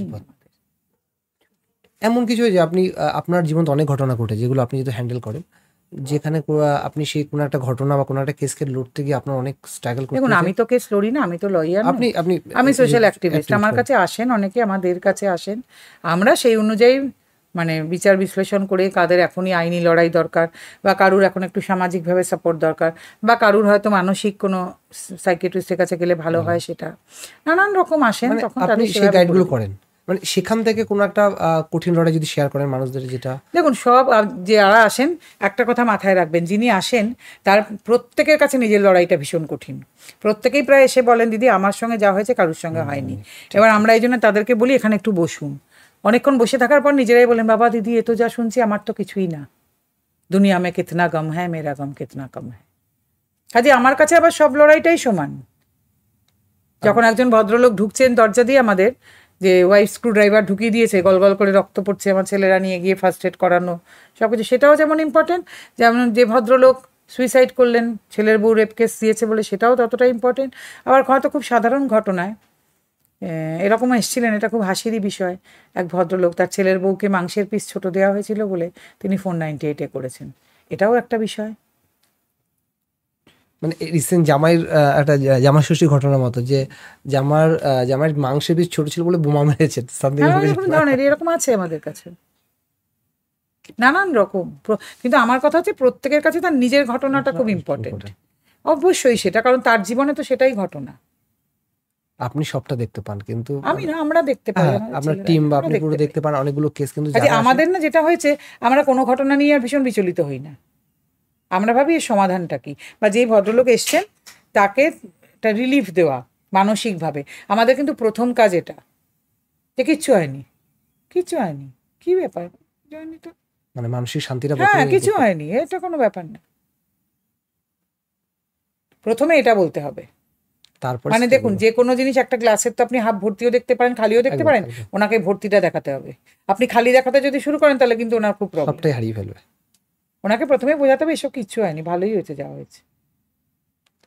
এবার ওনারা এসে বলেন দিদি জানেন তো ওয়াইফ চলে গেছে, অফিসে অনেকে বলছে যে ছেলেরা মানে অন্যান্য যা কলিগ আর কি যা হয়, তাদেরও কিন্তু বাড়িতে অশান্তি, তারা এখন বউ যায়নি বলে তারা ভীষণ বিরোধর্পে দেখাচ্ছে, বউ রাখতে পারলে না। না, ব্যাপারটা ওটা নয়, ব্যাপারটা ওনারাও ভাবেন ওনাদের বউ চলে যাবেন কিনা, কিন্তু যাচ্ছেন না, তাই আপনার ওপর ওনারা এখন হিংসা হচ্ছে, ভাবছে দেখলে বউটা চলে গেল, এখন কিরকম স্বাধীন জীবন যাপন করছে। বলে হ্যাঁ দিদি এরকমভাবে তো ভেবে দেখিনি, আমার ব্যাপারটা এরকমই, ওনারা অনেকেই চান যে এরকম হোক, চলে যায় যদি ভালোই, ভালো বেশি যায়। থাকতে আর পারছি না, কিন্তু ওনাদের সেটা বলারও সাহস নেই, বউও যাচ্ছেন না, আর বউও ভাবছে এরকমভাবে, হয়তো বউয়ের ক্ষেত্রে হয়তো এটা মনে হচ্ছে যে চলে গেলেই ভালো হয়, কিন্তু যাচ্ছেন না। কিন্তু এটা আপনার ওয়াইফ যে চলে গেছে, ওনারা ভাবছেন আপনি এখন খুব আনন্দে আছেন, আপনি যখন তখন আড্ডা মারতে বেরোতে পারছেন, বন্ধু বান্ধবের সঙ্গে লেট নাইট করছেন, সব কিছু করছেন, আপনার এখন স্বাধীন জীবন। এটাতে কি হলো, ওনার ভেতরে না ওই যে বিড়ম্বনাটা, ওনার ভেতরে তো অপরাধবোধ, সেটা থেকে উনি বেরোলেন। একটি বাচ্চা ছেলে এলো, তার মা বাবার সঙ্গে ভয়ঙ্কর খারাপ কিছু করেছে, ছেলেটি ইঞ্জিনিয়ারিং পড়ে, ও বলছে দিদি আমার বন্ধুরা না আমার সঙ্গে কথা বলে না। বললাম তারা তো তাহলে তোমার বন্ধুই নয়, কারণ মা নাকি বন্ধুদের ফোন করে করে বলেছে আজে বাজে কথা। বললাম যারা তোমার বন্ধু তাহলে তারা তোমায় নিশ্চয়ই জিজ্ঞেস করতো ফোন করে যে কিরে তোর মা এরকম ফোন করেছিল, কি হয়েছে রে। যারা এটা জিজ্ঞাসাই করলো না, তারা আর যাই হোক তোমার বন্ধু নয়, তাহলে তুমি তাদের সঙ্গে নামিয়ে তোমার কেরিয়ারটায় মন দাও, পড়াশোনা করো, ভালো চাকরি পাবে, সেই ইন্ডিয়ার মধ্যেও থাকতে পারো, বাইরেও যেতে পারো, নিজের কেরিয়ার। ও খুব মুশড়ে যাচ্ছে, আরাম করে নিজের কেরিয়ারটা নষ্ট করছে কেন। ওর বাবাও তাই বলছে, বাবা ভদ্রলোক খুব স্মার্ট, বলছেন আমিও সেটাই বলছি দিদি ওকে, আমার তুমি নিজের কেরিয়ারটা নষ্ট করছো কেন, তার জন্যে তোমার মা কবে কি বলছে তাই জন্যে। আজকে একটা মেয়ের যখন বিয়ে হয়, মানে আমার অ্যাজ এ ফ্যামিলি আমি যদি দেখতে চাই, আমার মেয়ের যখন বিয়ে হবে, আমি তার আগে তো আমার কার সাথে বিয়ে হচ্ছে তার পুরো ব্যাকগ্রাউন্ডটা জানার চেষ্টা করি, কিন্তু একটা মেয়ের ক্ষেত্রে ততটা জানা হয় না। ছেলের বাড়ি কেন জানতে চায় না? হ্যাঁ, এইটাই বিষয়। কেন না আমি জানতে চাই, আমি আপনার কাছে জানতে চাইছি তো, কেন জানতে চায় না? তারা মানা করেছে না, তাহলে এটা ছেলের বাড়ির দোষ, যার ফলে এই ঘটনাগুলো ঘটলো। এটা তো ছেলের বাড়ির দোষ। আমার কাছে তো এরকমও আছে, এটাকে দুবার বিয়ে হয়ে গেছে, এটা বাচ্চাও আছে, বিয়ের পরে উনি জানতে পেরেছেন, বিরাট কাট করেছেন উনি, তা জানেননি কেন আগে? না দিদি আমাদের না ভীষণ লজ্জা করছিলাম, তাহলে তার মাসুল দিন। আমার কাছে কথা যে আজকাল তো কত এজেন্সিও আছে, কেন জানেননি আপনারা? না আপনারা ব্যস্ত ছিলেন তখন, সঙ্গীত মেহেন্দি রিসেপশন, পাশের বাড়ির লোককে কী করে টেক্কা দেবেন, আপনার ননদকে কী করে টেক্কা দেবেন, যাকে আপনার বোনকে, আর ছেলেও তো ভাবছে না আমার বন্ধু এত করেছে আমাকে এর থেকে ডবল করতে হবে, সেই তো তখন ব্যস্ত ছিলেন। আজকে দেখুন কিরম বাঁশ। আমার কথা কে বারণ করেছে ছেলেকে? কেউ বারণ করেছে ছেলের বাড়িকে? মেয়ের বাড়ি কিন্তু সব খোঁজ নেয়, এবং এগুলো কিন্তু আজকে না, বহু পুরনো নিয়ম। আমার পিসিদের বিয়ের সময় দেখেছি বাবা গিয়ে পিসেমশাইদের অফিসে খোঁজ নিতেন যে কেমন ছেলে, মানে অফিসে কিরম বিহেভিয়ার, অফিসের বিহেভিয়ার দেখেও কিন্তু একটা মানুষকে চেনা যায়। পাড়ায় খবর নিন, মেয়েদেরও খোঁজ নেওয়া হতো আগেকার দিনে, কিন্তু মেয়েদের খোঁজ নেওয়া হতো পাড়ায়, তার মা কেমন, পাড়ার সঙ্গে সম্পর্ক কেমন, মেয়েটি কেমন, চালচলন কেমন, তার মধ্যে লজ্জার কি আছে এত আমি বুঝতে পারছি না। তো তাহলে ছেলের বাড়ি যদি খোঁজ না হয়, ছেলের বাড়িকে ভুগতে হবে। যেগুলো ভুগছে এখন, হ্যাঁ ভুগুক, এই ঘটনাটা যেটা মেঘালয় না ঘটনা ভুগতে হবে না, এর মধ্যে অন্য ব্যাপার আছে কিন্তু আমি আপনাকে বলছি। এটা তো অনেকদিন আগে থেকে ওদের সম্বন্ধ ঠিক হয়েছে, এরা তো ঘুরতে টুরতেও গেছে। আমার কাছে কথা, মেয়ের বাড়িতে আমার কথা তোমরা জানতে তো এই প্রেমের কথা, একটা ছেলের জীবন তোমরা নষ্ট করলে কেন? নষ্ট করা শুধু না, ছেলেটার জীবনটা শেষ হয়ে গেল, পুরো ফ্যামিলিটা। আর আমি এরকম মেয়েদেরকেও আমি খুব অপছন্দ করি, যারা বলছে বাবার ব্যবসায় বসে আছে, বলার সাধনে তুমি বিয়েই করতে না, বিয়েটাও তো তুমি তাহলে ওই কারণে করলে। এইসব মেয়েদের আমি খুব অপছন্দ করি, যাদের নিজেদের কথা বলার ক্ষমতা নেই। অন্য একটা বাড়ির ছেলের জীবন নষ্ট করা তোমার কোনো অধিকারই তো নেই। নিজের বাবার সাথে বলা ক্ষমতা নেই বা পরিবারের সাথে বলা ক্ষমতা নেই, কিন্তু অন্য একটা পরিবারের পুরো শেষ করে দেওয়ার সেই ক্ষমতাটা রাখছে। এসব তো আজকালকার দিনে বললে হবে না, জবরদস্তি বিয়ে দিয়েছে, এই করেছে তাই করেছে। তাই হলে তুমি এরকম জবরদস্তি বিয়ে অনেক হয়েছে, তারা মুখ বুঝে সারা জীবন সহ্যই করে যায়। তুমি প্ল্যান করে ফেলেছো বিয়ের আগেই, বললে হবে? আমি আবার এখনো বলছি, আমাদের দেশে পেরেন্টিংয়ের বিরাট গন্ডগোল আছে। বাবা মায়েরা ছেলে মেয়েদের উপর বিরাট চাপ দেন, এবং চাপ মানে বোঝাও চাপান। একটা হচ্ছে ছোটবেলা থেকে ডাক্তার হতে হবে, ইঞ্জিনিয়ার হতে হবে, সেগুলো ছেড়ে দিন। একটা তো আছেই, এই হতে হবে, ওই হতে হবে, অমুকে ওই হচ্ছে, তুই কেন এটা পাবি না, সেসব তো গেল। তাহলে বিয়ে, চাকরি বাকরি হলো কি না হলো বিয়ে কর। কেন ছেলেদের চাকরি বাকরি হলে বিয়ে করতে হবে কেন? একটা ছেলে স্বাধীন জীবন কাটাবার ক্ষমতা নেই? বিয়ে করতেই হবে? বিয়েটা জীবনের মুখ্য না? একটা মেয়েরও বা কেন বিয়ে করতে হবে? অনেক মেয়েও তো আছে যারা চায় না বিয়ে টিয়ে করতে, অসুবিধে কোথায়? আবার দেখবেন এটা যখনই আপনি চালাবেন বলবে এই ভদ্রমহিলা বিয়ের বিরোধী, এই ভদ্রমহিলা বিয়ে ভাঙ না। আমার কাছে কথা সেটা নয়, আমার কাছে কথা বিয়ে যদি করতে হয় সব ঠিকঠাক করো, একদম দায়িত্ব কর্তব্য পালন করো, ঠিকভাবে করো বিয়েটা, এই ঘটনাগুলো না ঘটে। হ্যাঁ না, আমার কাছে কথা যে একটা ছেলের এই স্বাধীনতা কেন থাকবে না?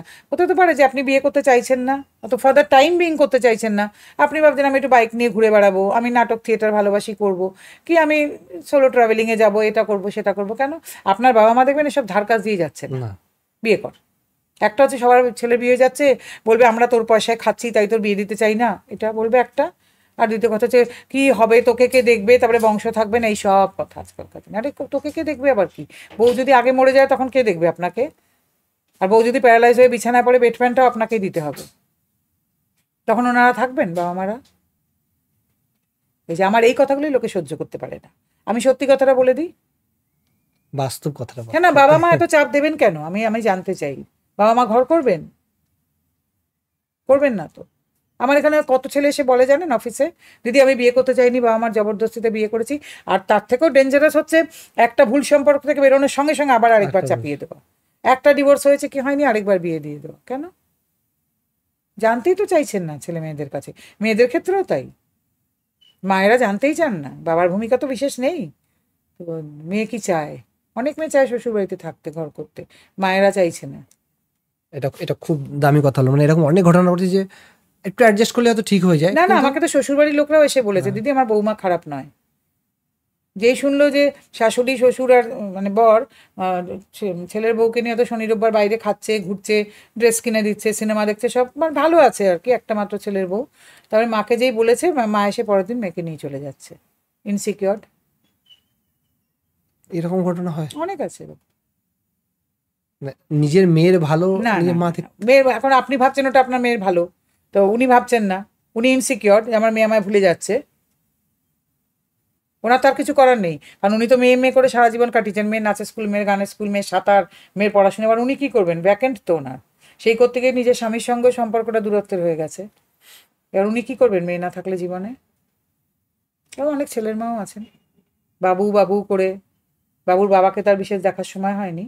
আর বাবু যদি বিয়ে হয়ে বউয়ের সঙ্গে ভালো রিলেশন হয়ে যায়, উনি কী করবেন? উনি বাগড়া দিচ্ছেন সব কিছুতে।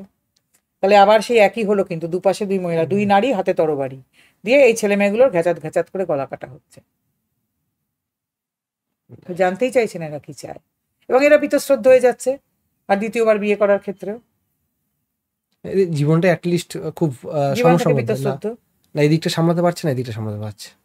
আর এমনি তো আজকালকার ছেলে মেয়েদের দেখুন আমাদের মতো টেনাসিটি এত নেই। ওরা এই একটা মাত্র ছেলে একটা মেয়ে ভীষণভাবে বড় হয়েছে, বাবা মা সবসময় মুখে জুগিয়ে জুগিয়ে বড় করেছেন, ঝড় ঝাপটা এই সমস্ত কিছু সামলাবার মোটে ক্ষমতা তৈরি হয়নি। কিছু হলেই ওরা ডেস্টিনেশন ওয়েডিংয়ের মতন ডিপ্রেশনে চলে যায় আর কি। আপনি প্রথমেই বললেন যে ইন্টারনেট সহজে পেয়ে না না, ওদের ডিপ্রেশনে চলে যায় ওরা। মানুষ যেরকম ওই ডেস্টিনেশন ওয়েডিংয়ে যায়, ওরা ডিপ্রেশনে যায়, আর তারপরেই ভাবে সুইসাইড করবো, মানে বিরাট শহীদ বেদি হবে ওরা সুইসাইড করলে। সুইসাইড করবো, সুইসাইড করার 3 দিন পরেই যে আর বাবা মা ছাড়া কারুর মনেও থাকবে না, এটা ওরা বুঝতেই পারে না। বাবা মা সারা জীবন কষ্ট পাবে। এর জন্য মনে হয় কি দায়ী কারা, মানে কোন জায়গাটা দায়ী?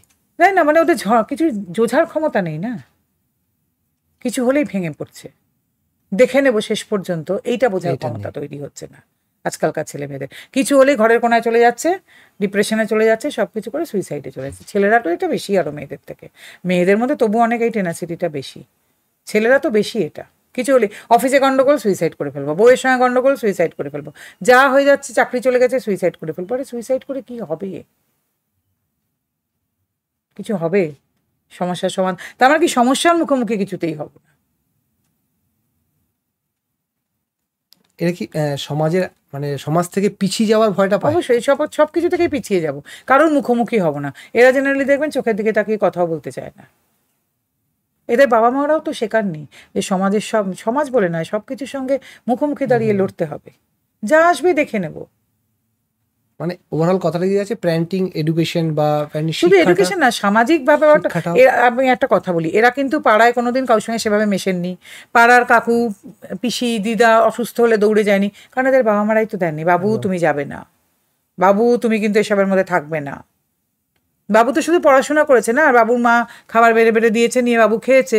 বাবুকে টিফিনেও বলে দেওয়া আছে, বাবু তোমার টিফিন কিন্তু তুমি কারোর সঙ্গে ভাগ করবে না। তো বাবু তো ঘরের কোনায়, বাবু তো কোনো বন্ধু বান্ধব নেই, পাড়ায় কারুর সঙ্গে মেশেনি, পাড়ার কারুর বিপদে দৌড়ে যায়নি, সবসময় হয়ে গেছে এরকম। তো এবার বাবু যখন নিজের বিপদ এসছে, এক তো পাড়ার কেউ আসছে না, বন্ধু বান্ধব সেরকমকে নিয়ে কাউকে বলতেও পারছে না, আর তারপরে যে বাবু আরও গোটাতে গোটাতে ভেতরে ঢুকে একসময় এরকম ভাবছে। এই জন্য তো বাবা মা খুব বেশি দায়ী না, বাড়িতে আত্মীয় স্বজন হলো, বাবুর পরীক্ষা, বাবুর তো ভীষণ চাপ, বাবু তো কিছু তো করতে পারবে না, বলে বাবু তুমি পড়াশোনা করো বলে। আচ্ছা আমরা যে জানতাম বাড়িতে আত্মীয় স্বজন হলে এসে একটা প্রণাম করতে হবে, সবার সঙ্গে কথা বলতে হবে, এসব আছে আজকাল বলুন তো আপনি? একদমই নেই। বাবু ভীষণ চাপ। আর এখন তো আবার আরো নতুন বলে বাবু তো সারাদিন ওয়ার্ক ফ্রম হোম, ল্যাপটপ নিয়ে বাবু সারাদিন বাবু ঘরে। নতুন নতুন একটা কথা বেরিয়েছে এখন। মেয়েরাও তার মেয়েদের ক্ষেত্রেও মায়েরা তাই করে, তো ভীষণ ব্যস্ত, ভীষণ ব্যস্ত। এর জন্য হয়ে যাচ্ছে কি বলুন তো, ভেরি আনসোশ্যাল। আর যত আপনি আনসোশ্যাল হবেন তত আপনার সমাজ থেকে পিছিয়ে যাবেন, আপনি ভেতরে ঢুকে পড়বেন, তত কিছুর সঙ্গে লড়াই করার ক্ষমতা আপনি হারিয়ে ফেলবেন। মানে এরা ফেসবুকে ট্রোল হয় সহ্য করতে পারে না, এরকমও তো লোকজন জানি। সোশ্যাল মিডিয়া ট্রোল হয়ে সুইসাইড করে ফেলেছেন, তাও জানি আমি। তাদের ধৈর্য তাহলে আমার যে কতবার সুইসাইড করা উচিত ছিল। এটাই বলতে যাচ্ছিলাম যে আপনারা এত কিছু সহ্য করতে হয়, শুনতে হয়। না আমি তো খুব গ্ল্যাডলি নিই এগুলো, কারণ যারা আমার সমালোচক আমি তাদের থেকেও শিখি। আমার অনেক সময় তাদের কথা শুনে অনেক সময় মনে হয়েছে হ্যাঁ সত্যি তো এই কথাটা এইভাবে না বলে ওইভাবে বললেও হতো। শুধু স্তুতি শুনে কি হবে, যে হ্যাঁ দিদি আপনি খুব ভালো, আপনি কি দারুণ কথা বলেন, আপনি, কোনো লাভ নেই এটা শুনে। যা এই কথায় যারা ডুবে যায় না তারা মরে যায়। সারাদিন স্তুতি শুনতে যারা ভালোবাসে তারাই সুইসাইডের টেন্ডেন্সি তাদেরই আসে। হ্যাঁ তারা কিছু ইয়ে করতে পারে, নেগেটিভটা নিতে পারে না। তো আমি সমালোচনা পছন্দ করি, যে আমার সমালোচনা হোক, আমি তাতে বুঝতে পারবো আমার ভুলগুলো কি হচ্ছে বা কোথায় আমার সংশোধন দরকার। আপনাকে এত সমালোচনা করে কেউ সামনাসামনি কোনদিন সমালোচনা করেছেন কেউ? এইটা ভালো বলেছেন, সেইটা যার দম হবে আমি তাকে দেখে নেব। সেটা কোনদিন হয়? অনেকজন খুব মিষ্টি করে একটু বলতে আসে, আপনি খালি ছেলেদের জন্য বলেন কেন। আবার অনেক মহিলা আমার সঙ্গে ঝগড়া করেন, সেটা দিদি আপনাকে মেয়েদের জন্য কাজ করতেই হবে, আপনি কেন ছেলেদের জন্য। আমি বলছি না, এটা তো সম্ভব না। আমি ছেলেদের জন্য, আমি কে বলেছি ছেলেদের জন্য করি, আমি পুরুষ এবং তাদের পরিবারের জন্য করি, যে পরিবারে অনেক মহিলারা আছেন। কিন্তু মেয়েদের জন্য এক্সক্লুসিভলি কাজ তো আমি করতে পারবো না। তার জন্য আর এই দেশে এত কিছু, এত কমিশন, তো মন্ত্রক, এত প্রজেক্ট, এত ভাতা, এত প্রকল্প, তা আমাকেও আবার করতে হবে কাজ। বাচ্চা কুচা আছি একজন, সে আবার আমি কেন করতে যাবো? কিন্তু অনেক মহিলা আমায় ফোন করেন, নিজেদের দুঃখের কথা বলেন, আমি শুনি। কিন্তু আমার কথা, আমি সমালোচকদের ভালোবাসি, পছন্দ করি। আবার এরকম তো অনেক আছে, আমি যার দূর দূর মধ্যে আমি কোথাও নেই, আমায় নিয়ে আলোচনা করেন আপনাকে তারা। নিয়ে আলোচনা চলছে। তারপরে আমার ছেলেরা আবার সেগুলো স্ক্রিনশট তুলে আমায় পাঠায়, দিদি এই দেখো তোমার নামে এগুলো বলছে। আমি কি ভালো কথা বল, আমি কতটা ইম্পর্টেন্ট যে কোথাও দূর দূর অব্দি আমি নেই, তারা আমায় নিয়ে আলোচনা সব করছে। কাছে আপনাকে নিয়ে আলোচনা চলছে। অনেকে আবার আমাকে নাকি ঠাস ঠাস করে থাপ্পড় মারতে ইচ্ছে করে দুগালে আমার কথা শুনলে। তবে একটা কথা বলি, এটা কোনোদিন বলিনি কোনো পডকাস্টে, আজকে বলি, যারা এসব করেন আমার ছেলেরা কিন্তু তাদের নামগুলো সযত্নে লিখে রাখে। কি জানি কি ঘটে যায় কিচ্ছু বলা যায় না, মানে রাদার কখন কি ঘটে যায় কিচ্ছু বলা যায় না। তো এদের কারোর বাড়িতে যদি কখনো আগুন লাগে, তারপরে যদি তারা আমাদের দরজায় আসেন, ফিরিয়ে তো দেবই না, নিশ্চয়ই সমস্যার সমাধান করব, কিন্তু নামগুলো আমাদের কাছে থাকে, নাম রেখে দিয়েছি। কারা এগুলো বলে, মোটামুটি লিস্টটা কত বড় হয়েছে ম্যাম? সে তো বলতে পারবো না, ওরাই বলতে পারবে। নাম আছে কিন্তু, আমাকে দেখলে যাদের চড় মারতে ইচ্ছে করে দুগালে, অকথ্য গালিগালাজ করেছেন অভয়ের পিরিয়ডটায়, আমি তো শুনেছি, সব নাম আছে জানেন। যে উপরওয়ালা না করুন তাদের সঙ্গে কোনো কিছু হয়, কিন্তু যদি বলেছি আবার কখন কি ঘটে যায় কিচ্ছু বলা যায় না। এমন একটা ঘটনা আমেদাবাদে ঘটবে, কেউ কি জানতেন? একদমই না, কেউ তো জানতেন না। তেমনি কখন কি ঘটে যায় কিচ্ছু বলা যায় না। সেদিন যদি তারা আসেন দরজায়, সাদর আমন্ত্রণ পাবেন, নিশ্চয়ই সব কিছু করবো, কিন্তু নামটা মনে রেখে একটু মনে করিয়ে দেবো যে কি বলেছিলেন। এটাও দরকার, এটাও দরকার। ওভারঅল শেষে একটা কথা জানতে ইচ্ছে করছে যে আপনি সাজেশন কি দেবেন পুরুষদের যারা অলরেডি অত্যাচারিত হচ্ছে, বা যারা এরকম পিছিয়ে থাকছে, ইভেন যারা মানে কাউ কিছু বলতেও পারছে না, অনেক ঘটনা ঘটছে, এটা আপনি বললেন যেগুলো। দেখুন, আমার পুরুষদেরকে একটাই সাজেশন, ভাই মাথা উঁচু করে বাঁচুন। এই যে পুরুষরা ভয়ে ভয়ে মাথা নিচু করে বাঁচুন, ম্যাক্স টু ম্যাক্স আর কি হবে, মামলা হবে, কি থানায় রিপোর্ট হবে, তো হবে। যে কাজ করেননি তার জন্য মাথা নিচু করবেন না, বুক চিতিয়ে সোজা হয়ে বাঁচুন, বলবেন করিনি, তারপরে কি করবেন, জেলে নেবেন। দেখুন, একটা অখাদ্য আইন যে বিএনএস 69 হয়েছে, 1 বছর হতে চললো। আমার তো ব্যক্তিগত বিশ্বাস বিএনএস 69-এর যে কটা কেস ভারতবর্ষে এখন অব্দি সত্যি, এর মধ্যে হাতে গোনা যাবে। আমি এটা নিয়ে একটা রিসার্চ শুরু করেছি, যে আমার তো মনে হয় না, মানে হাতে গোনা বোধহয় 15টা কেসও সত্যি আছে। আর কি মানে অবাক লাগে যে আজকে দুনিয়ায় আমরা কোথায় পৌঁছে গেছি, চাঁদে মানুষ যায়, এটা হয় ওটা হয়, ডিজিটাল ইন্ডিয়া, সবার নাকি ব্যাঙ্ক অ্যাকাউন্ট, সব কিছু অনলাইন, টাকা পয়সার যত ট্রানজ্যাকশন, আমরা করছি বিএনএস 69 কি বিবাহের প্রতিশ্রুতি দিয়ে সহবাস। আজকে মেয়েদেরই তো সবচেয়ে আগে লজ্জা পাওয়া উচিত, যে মেয়েরা আজকে কোথায় এগিয়ে গেছেন আপনি বলুন। ডিফেন্সে মেয়েরা প্রেস ব্রিফ দিচ্ছেন, কোথায় কোথায় না মেয়েরা আছেন, হ্যাঁ, সেই মেয়েদের নাকি বিবাহের প্রতিশ্রুতি দিয়ে সহবাসে, মানে এখনও নাকি তাদের বিবাহের প্রতিশ্রুতি দিয়ে সহবাস করানো যায়। এটা মেয়েদের জন্য লজ্জার না? আমার তো মনে হয় ভীষণ লজ্জার। দেখুন, আমার কাছে কথা, আজকের দিনে সম্পর্ক, প্রেমের সম্পর্ক 1 বছর টিকলে বিরাট ব্যাপার, বিয়ে 5 বছর মানে তো গ্র্যান্ড সেলিব্রেশন। তো সেখানে ফিজিক্যাল রিলেশনও ছেলে মেয়েদের মধ্যে ভীষণ কমন আর নর্মাল। তো তার জন্য বিবাহের প্রতিশ্রুতি দিতে হবে কেন? আমি বুঝতে পারি না এটা। ওই রুমের বুকিংটা একবার খবর নেবেন। তো ওই রুমে যখন বুকিং হয় বা যে কেউ যায়, তখন তো উভয়ের সম্মতিতেই যায়, কারোর একজনের সম্মতিতে নিয়ে গিয়ে তো আর হতে পারে না, উভয়ের সম্মতিতে। তাহলে আমার কাছে কথা সেটাই যদি হয়, তাহলে প্রতিশ্রুতি। আর আজকের মেয়েরা কি এত বোকা যে বিবাহের প্রতিশ্রুতি দিয়ে সহবাস করে? আর এই কনসেপ্টও তো আজকে আর নেই যে বিবাহ না হলে সহবাস হবে না। কে বললো এসব আছে আজকে? আজকে তো 13-14 বছর বয়স থেকে সমস্ত ছেলে এবং মেয়ে উভয় ফিজিক্যাল রিলেশনে অভ্যস্ত। তাহলে এসব কি আমি বুঝতে পারি না। আমি বললাম না, আমাদের আইন প্রণেতারা না সেই মানধাতার আমল বললেও সেখানে বসে আছেন, তার থেকেও পেছনে। তার পরিবর্তন এখনো তারা না, মানে ওনারা কোন মধ্যযুগীয় মানসিকতা আসলে, যেই মধ্যযুগীয় মানসিকতায় এই মধ্যপ্রদেশের এই মেয়েটির এই ঘটনাটা ঘটলো, যে চাকরি করে আমাদের কাছে, তার সঙ্গে বিয়ে দেওয়া যাবে না। ওর বাবা মা দাদা চিৎকার করলে আমি বিশ্বাস করবো? ওরা জানতো না? এ ধরনের তো আরেক ধরনের অনার কিলিং টাইপের ব্যাপার আর কি। আর সব জানতো, জেনে শুনে মেয়েটাকে গছিয়েছে অন্য ছেলের ঘাড়ে, তার জীবনটাই শেষ হয়ে গেল। ওই সেই এক মধ্যযুগীয় মানসিকতা, বিবাহের প্রতিশ্রুতি দিয়ে সহবাস। তার মানে মেয়েরা, আপনারা বুঝতে পারলেন না যে আপনাদের কিন্তু ঘুরিয়ে এটাতে বলা হচ্ছে যে এই যে সহবাসটা, এটা কিন্তু ঠিক নয়।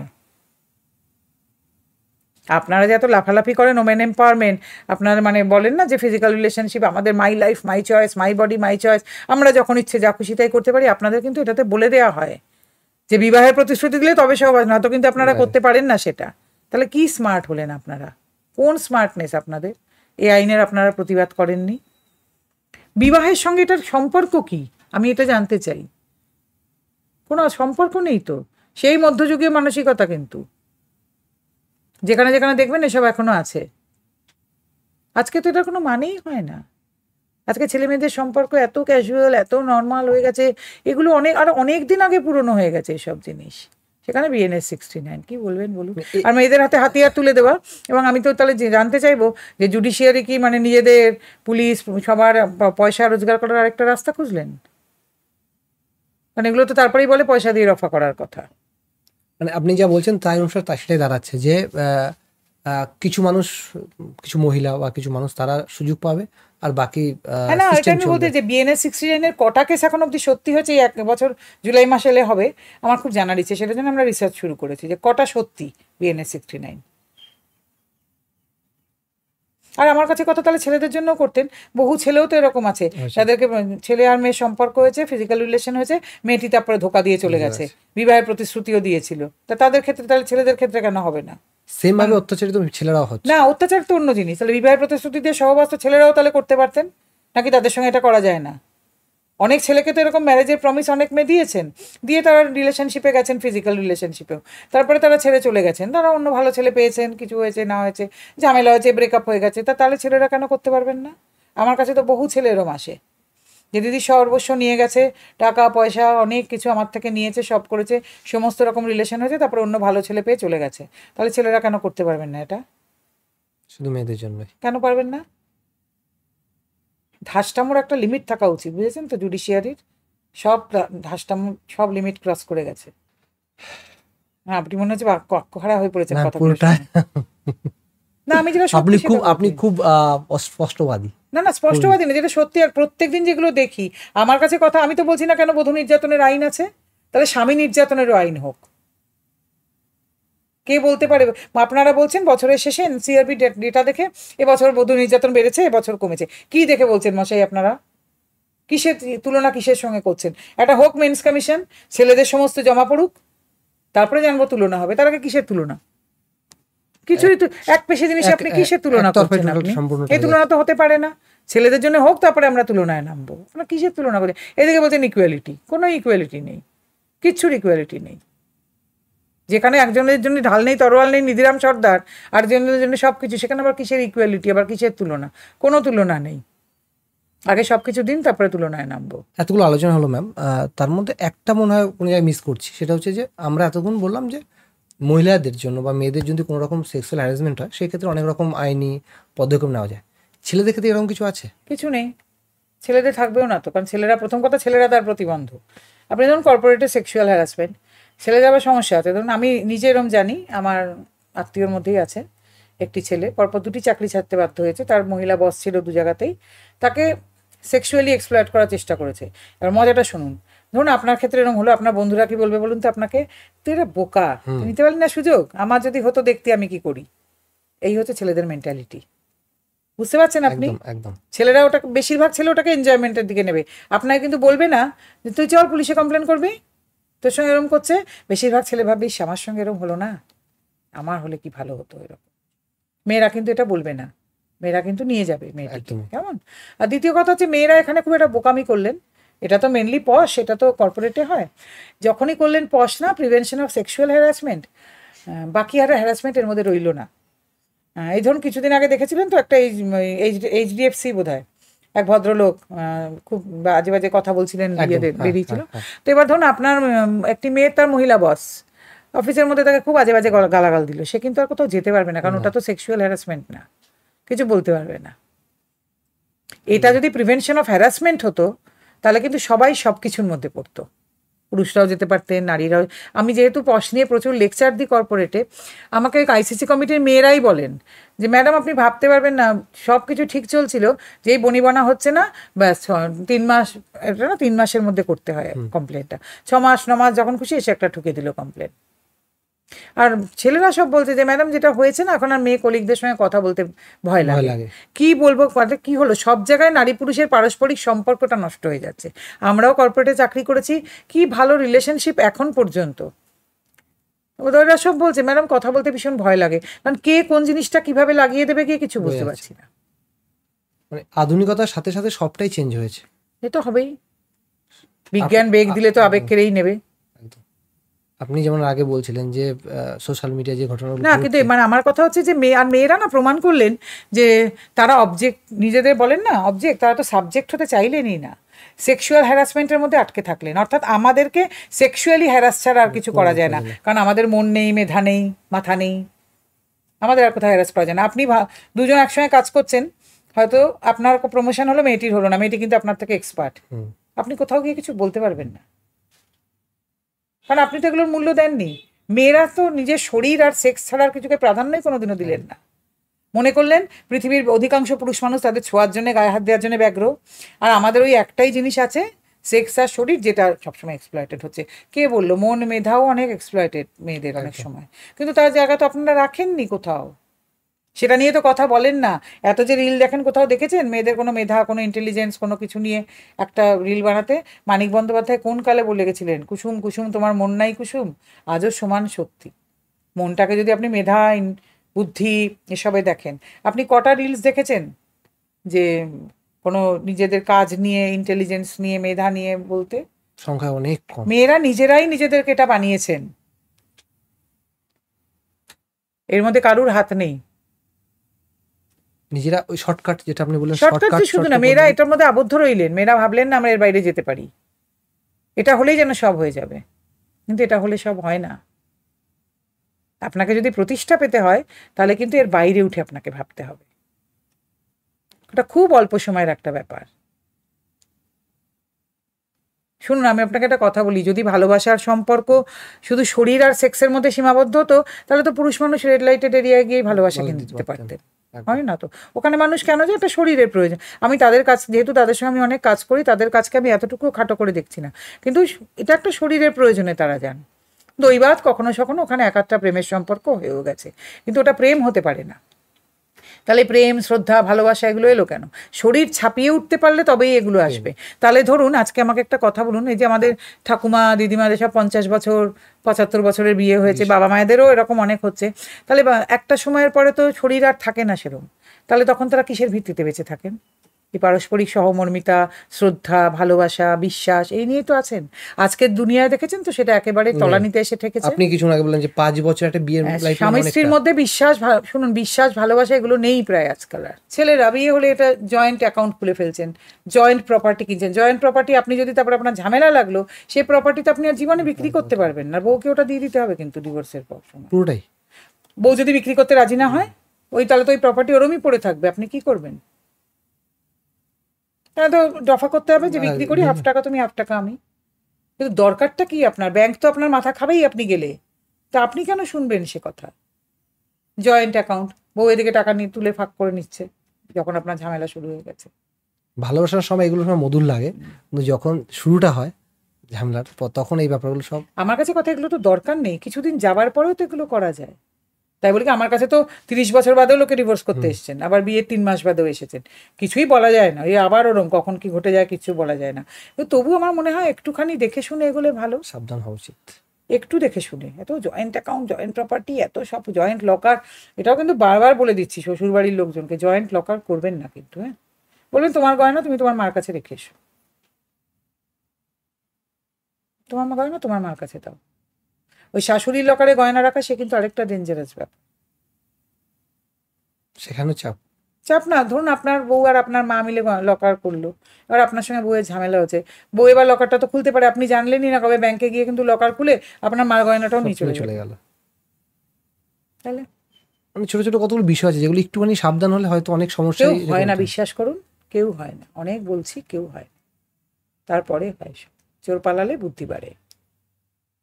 আর আগে অবধি তো আমার কথাগুলো ভীষণ খারাপ লাগছে, ওনারা এটা বোঝেন না। আমি 8 বছর 9 বছরের অভিজ্ঞতা থেকেই কথাগুলো বলছি। আমার না তো কি স্বার্থ আছে? আপনি একাধিক মানুষকে সামনে থেকে দেখেছেন, রোজ দেখছি, ভাঙতে রোজ দেখেছেন। সর্বশান্ত হয়ে যেতে দেখছি রোজ। লাভ নেই কোনো বলে। ওই আবার বলছি অ্যাওয়ারনেস, কেউ একটু উল্টে পাল্টে সংবিধানটা দেখেন না, একটু উল্টে পাল্টে আইনগুলো দেখেন না, কেউ না। থ্যাংক ইউ ম্যাম, এতক্ষণ সময় দিলেন এবং এত সুন্দর আলোচনা করলেন। মানে আমি নিজেই আজকে ভাগরুদ্ধ হয়ে গেছিলাম আপনার এত সুন্দর কথা শুনে। ভীষণ ভালো লাগলো আপনার সাথে কথা বলে, এবং আপনার কংগ্রেচুলেশন। আপনি কিছু একটা অ্যাওয়ার্ড দেখছিলাম, বঙ্গনারী অ্যাওয়ার্ডের জন্য আপনার কংগ্রেচুলেশন ম্যাম। আর এভাবে কাজ করুন আমাদের সমাজে। দেখুন, আমি না এই অ্যাওয়ার্ডগুলো পেলে এই জন্য খুশি হই, এটা আমার অ্যাওয়ার্ড না, এই যে আমি কাজটা করি সেই মানে আমাকে দেওয়া মানে তো সেই কাজটাকেও দেওয়া, এটা তখন আমার মনে হয় যে সমাজের মূল স্রোতে না এই কাজটা কিছু একটা এফর্ট আমি করতে পেরেছি। আমি এখানে বসে আজকে এটা বলতে চাই যে কোনোদিনও তো ভাবিনি এই কাজ করে এবিপি আনন্দ সেরা বাঙালি হওয়া যায়। তো সেটা যখন পেয়েছি তখন মনে হয়েছে এটাই যে সমাজের মূল স্রোতে এই কাজটা ডেফিনেটলি একটা বড় ভূমিকা আছে, বড় ভূমিকা পালন করতে, মানে আস্তে আস্তে সমাজের মূল স্রোতে এই কাজটা ঢুকছে। এইটা আপনি এগিয়ে চলুন এইভাবে। আর আমরা আগামী দিনে আরো একটা পডকাস্ট করবো যেখানে আরো আপনার অভিজ্ঞতা আমরা শুনবো। Thank you.